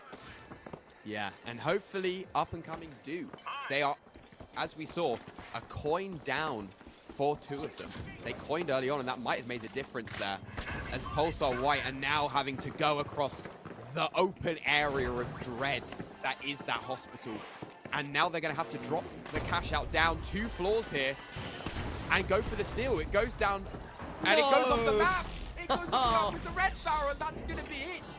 Up and Coming are going to take that first cash out. That is not enough time for Pulsar White. What an unfortunate set of circumstances. Yeah, clearly just trying to clear any C4 or mines that might have been on it. But sending it out the window spelled demise. And really, it was a last-ditch effort. We did see a really impressive gateway, though. Honestly, you got to credit Pulsar with how quickly they executed that difficult traversal. What a dive from Diriani. Just coming out of nowhere. RPG's the team. And now Persian's the last one standing. Upcoming, not content with just getting the cash. They want to wipe Pulsar as well, and they do just that. Putting them to bed in the Hospital. They can start moving towards Vault 2. Wow, this was Pulsar's map pick. It doesn't really feel that way. No, not at all. Pulsar, that is the second wipe of the match. And, I mean, the only fight they won was the one where Up and Coming were caught off guard completely. It was just an ego they fight. Didn't realize it was a big ego fight. It wasn't even for the Vault. And yet, Pulsar White come out of the winners of that, but not the winners of this first cash out. And it's going to be Pulsar White on the back foot now. They're going to have to figure out how they can regroup, how they can bring back the confidence, and how they can take down Up and Coming. Also with a very fortunate spawn there to get the tap on the Vault without really coming across any of the angles that Upcoming are watching for. Of course, as soon as Pulsar touch that Vault, Upcoming will know. And there they are. They're just waiting for anything here. They're not likely to get a kill from this position unless Diriani is running the BFR. I haven't actually clocked that yet. If we could switch to Biryani just briefly, because Diriani, not Biryani, he's not curry. The heavy. Burrito, can we watch the heavy on Upcoming, please? That'd be really nice. This is the heavy? Why am I an idiot? There we go. I think they must have like switched places. I think him and Silas switched places and it just didn't register in my brain. Okay, yeah, I'm just an idiot. Thanks, Maria. He did it the second I mentioned it, apparently. Oh my gosh, Persian. Low HP instantly. Devil's Work, though, able to pick up one. And it's very, very quiet now as Upcoming are just running away. They love using these coins, and they're just going to get out of there. They're going to take their players and run out. They do not want to fight these 3 members. And the Vault is miles away. If they set up a gateway, it seems like they've set up the gateway the wrong way. They've set up the gateway at the cash out, taken the fight, and now are going back for the Vault to gateway it back. And they finally brought the Vault over, put it in the cash out, and they're in control. Well, Upcoming have managed to get that res in the time. Oh, but this is a really nice spot for a Telco. Unfortunately, he doesn't land many shots on that jump. Has to drop a goo to provide some cover. As again, the RPG dive is really effective from Upcoming. They find the opening... No, Devil's Work finds the opening pick, unfortunately. Silas going down. That is the defib out for Upcoming. And that's almost as good as a win for Pulsar, depending on whether they manage to grab that totem or not. It feels as though Upcoming have managed to back out. They maybe have that totem, but they're not sticking a res. And that's a perfect opportunity. El Telco closes Jordan down. We can see Diriani sticking a res on Silas in the distance, but it's still a 3 versus 2. They decide to drop off. Interesting choice there. Getting the res and then deciding to reset the timer for a cleaner engage. Of course, the lights totem was under heavy guard from Pulsar, so... yeah, makes sense. Yeah, it makes a lot of sense. And they have so much time to work with still. They have almost half the time remaining on that cash out. They can afford a wipe to come back completely regenerated and also in a location that Pulsar don't know they're coming from. It's very hard to set the spawn for the enemy team in Seoul. And so it's going to be a battle of wits here. I had to giggle at Silas's movement there. Just a little bit unpro. We're all human. We're all human. All right, well, about 30 seconds left on A, and this is a nice perch that Pulsar have found. They've dropped the box already. In fact, they've put it off the map, and it will respawn back up the top in a moment. Wait, where's it gone? What the... Why am I mad? The fight is going on. We have Person finding a kill, but Silas and Jordan trade it back, and they get the res. It's all up to Devil's Work now on the defense. About 10 seconds left. He needs to try and hold this. This is Upcoming trying to steal the game, but no, 2 huge kills from Devil's Work. Exactly what he needed to do, and the wipe on top. Take a bow. Yeah, I mean, what a play. Here it is once again. This is the where is the cash out moment, and the fight just instantly finished there by Silas and Jordan. They thought it was all over. Devil's Work, though, with the Vanish Bomb. And death from above. Here comes Devil's Work. The M11, such a powerful weapon when it's in his hand, dealing so much damage. And, hey, dare I say it, another cash out loss due to it going into the void. Yeah, and I'm having some like mad senile moments. I have to publicly address this. I don't know. I'm like forgetting everything. I'm having just spacey bits. Also, I feel like I'm gonna blame, and you're gonna like this. I'm gonna blame my chocolate raisins. They're like a very old man snack, and it's just embodying that. Person finds the kill onto Silas, and look at this, Upcoming already in tatters. Devil's Work clearly has a renewed confidence here. He's gaming on low ping, ladies and gents. This is good for one of the more talented lights in the scene. On Wednesday, he had a rough day, real rough day, and now he's alive and he's kicking. He is alive, and just so clinical with his play. He's able to just deal so much damage, and a light that really knows how to use dash so effectively. You see so many lights dash left and right just to dodge, but it seems like Devil's Work enters the Matrix when he dashes. He has some sort of fourth brain that comes out and is able to dodge and weave to another level I didn't even know was possible. I don't even have half a brain. This guy's 8 times smarter than me. Here we go. The gateway setup is a quick escape tool for Silas and co. And he doesn't even get a chance to use it, because that's how quickly Devil's Work will kill you if you give him half a second. Like I said, I need 4 seconds to kill you as a light. He only needs half. Just insane. And I mean, it's good that this wipe happened early. Up and Coming still have a chance to push forward, deal some damage, do really well. But unfortunately, it's gonna come down to probably one more team fight if Upcoming play how they have been, which is slow and methodical. Yeah, and they're very sensible when it comes to the wipes, all right? They're really sensible at having that team decision, knowing that time is a valuable resource. And it's given them now, what, 50 seconds or so to try and get this conversion? And if they manage to flip the box, then they'll have taken Soul. It all comes down to this final cash out. Down comes the dome, not yet.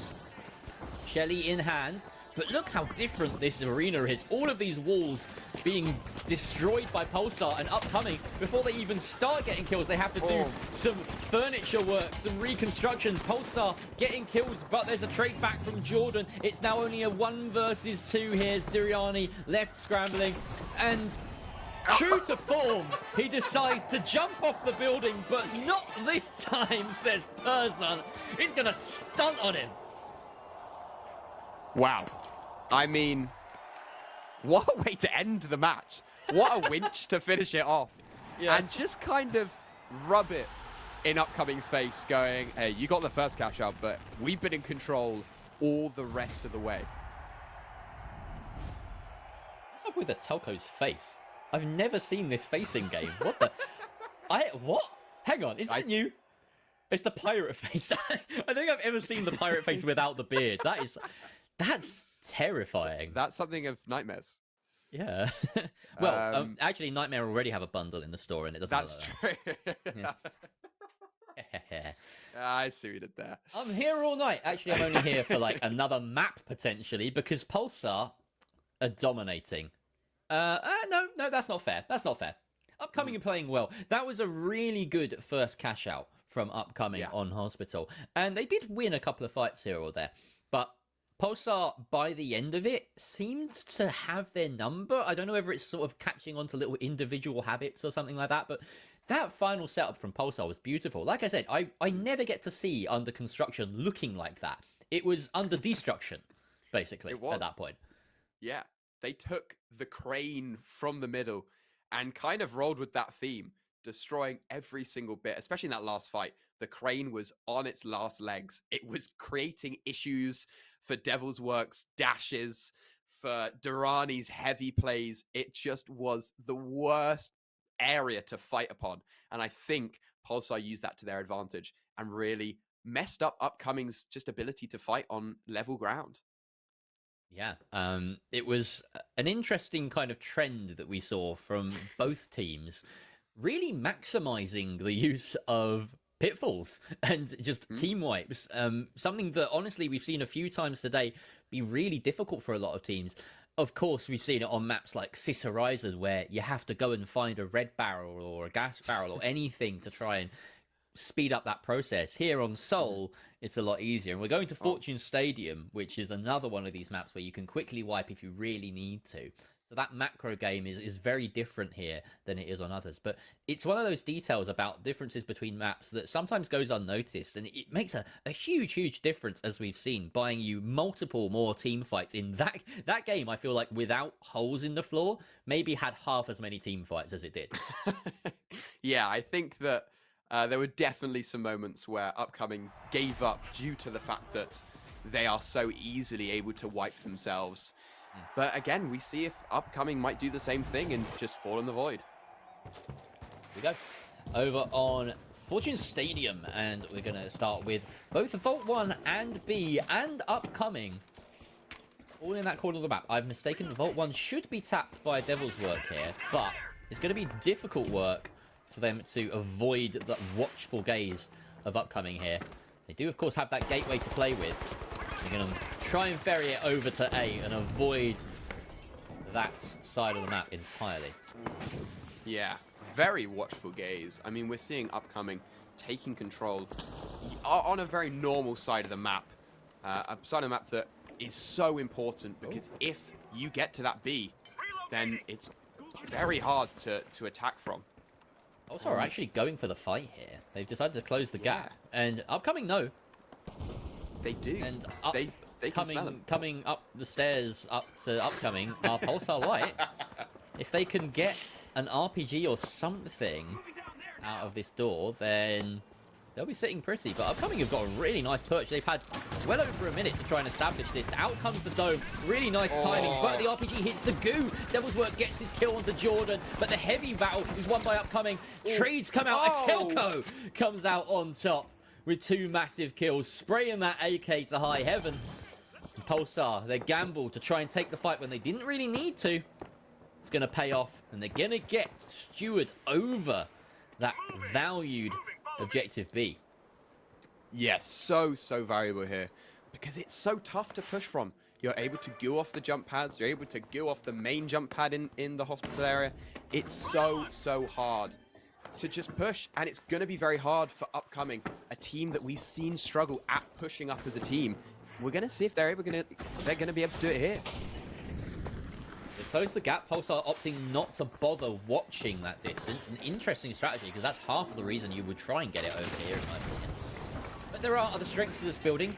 First of which is that you can drop this several floors as a delay tactic. So Upcoming decide to drop it all the way and say, well, you're not going to have any stall. Now, it's a somewhat fair fight, 3 versus 3. Upcoming need to come up the stairs again. A growing theme in this matchup.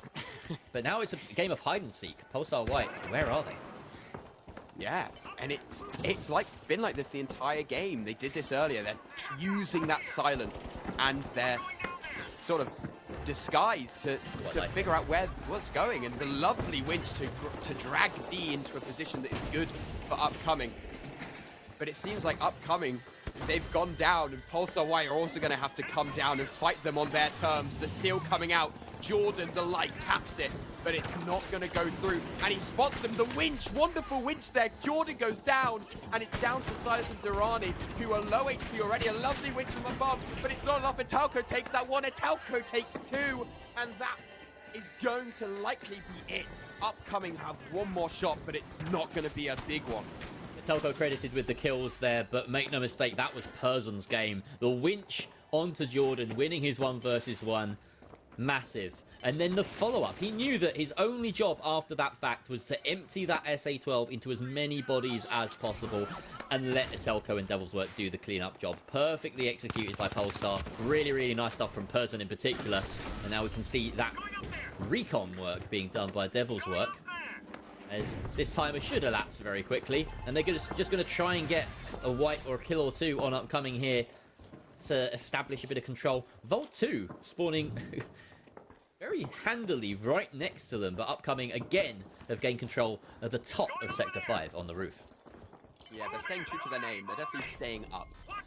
We've seen a lot of them going upstairs, downstairs, floors.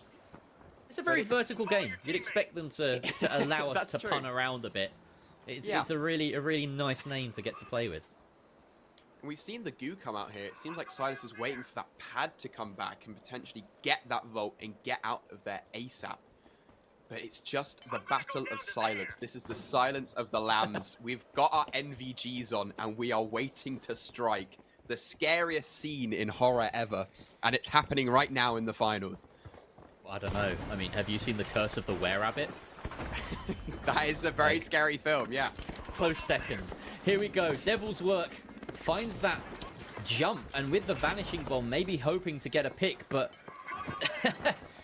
tension and release here as upcoming have hidden themselves downstairs, and it's just a trading in places. How many more films can we name? Etc. So, yeah, I don't know. Citizen Kane. There's nothing there.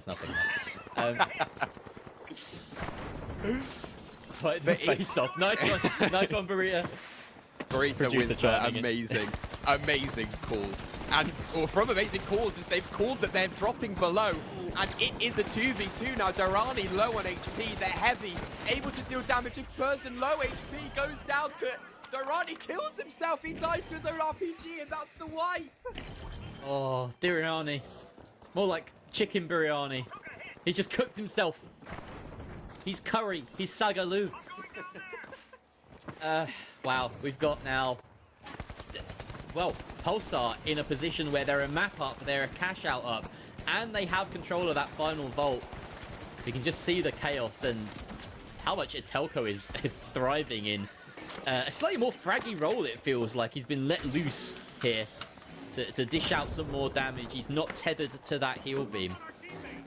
And now, cash out A being started here. Maybe 2 fights if upcoming can turn this round. They'll hope for more.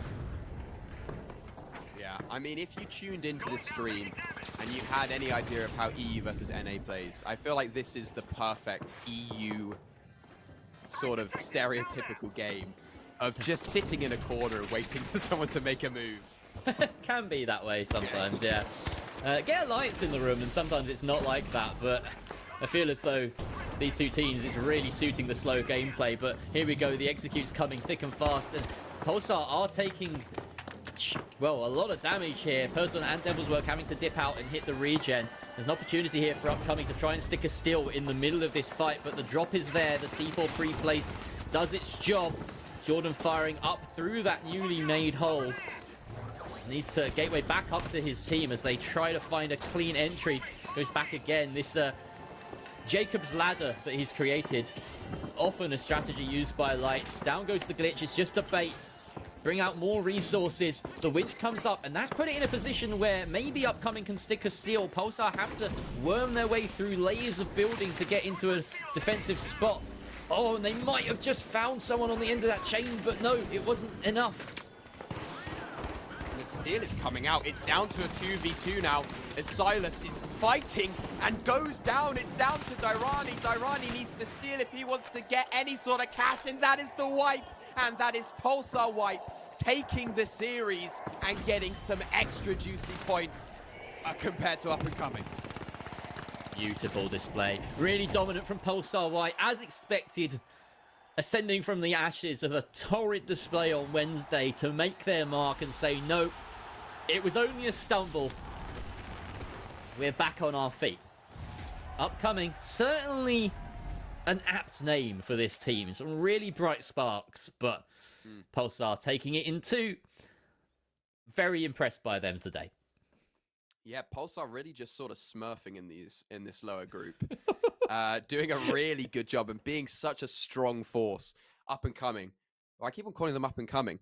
Upcoming, a team that I think we'll see a lot more going into these next few weeks of play, of doing a great job and being able to deal strong damage and get a good amount of points. Well, that may be the end of this best of three series, but as I quickly open the tab to the finals Italia, just to check how the other best of three is going, it'd be interesting to see, because of course they're having their match and that would impact the standings. So we might not be able to give you our very final standings until that's over. At the moment, of course, between Gen G and Gamblers, it looks as though Gamblers are on course to see that one out in 2 maps, but everything could change. In fact, no, in fact, it's going to another cash out. So definitely tune in. Open a tab up for the finals Italia. But let's just talk quickly about Pulsar and upcoming, because that was a really tight game in some regards, but mostly it was just Pulsar, like you say, kind of smurfing. And we got to see Telco, as I mentioned at the end, really, really let loose in a way that I haven't seen him play in a very long time. Yeah, I mean, very strong playing. And I mean, Telco, yeah, like you're saying, really showed why, you know, he's such a good player. And same with Devil's Work. You know, it wasn't a good day for Devil's Work on Wednesday, but really showed up so strong. Sort of carried Pulsar on their back for that first game, dealt some amazing damage, and really showed why he is not a light to be messed with. Yeah. And I think it would be really nice if we could manage to get... we do actually have a full update on that game. It has gone to 1-1, the scoreline between Gen G and Gamblers. So we might see if we can kind of gate crash the party a little bit and get in on that final map of the best of 3. Looking on, I just got a flash of the scoreboard on the other team. Looks like the tightest game imaginable. Everyone between 3 and 5 kills at the end of Nozomi Citadel. So yeah, it'd be great to get a final best of 3, a final map on that best of 3 visible, even if it is just for, you know, fighting for scraps at the bottom of the table, just to see us out. But of course, if you're waiting for some more sort of, let's say, highbrow gameplay, there is of course the North American Playday up later on this stream. So yeah, do check that out. Make sure that you just keep this tab open, basically, because we'll be heading over to North America in a few hours. Unfortunately, it looks as though we're not going to get to view that game. So if you want to, and you absolutely should, head on over to the finals Italia _. That is where it is being streamed and casted in Italian. Enjoy that game.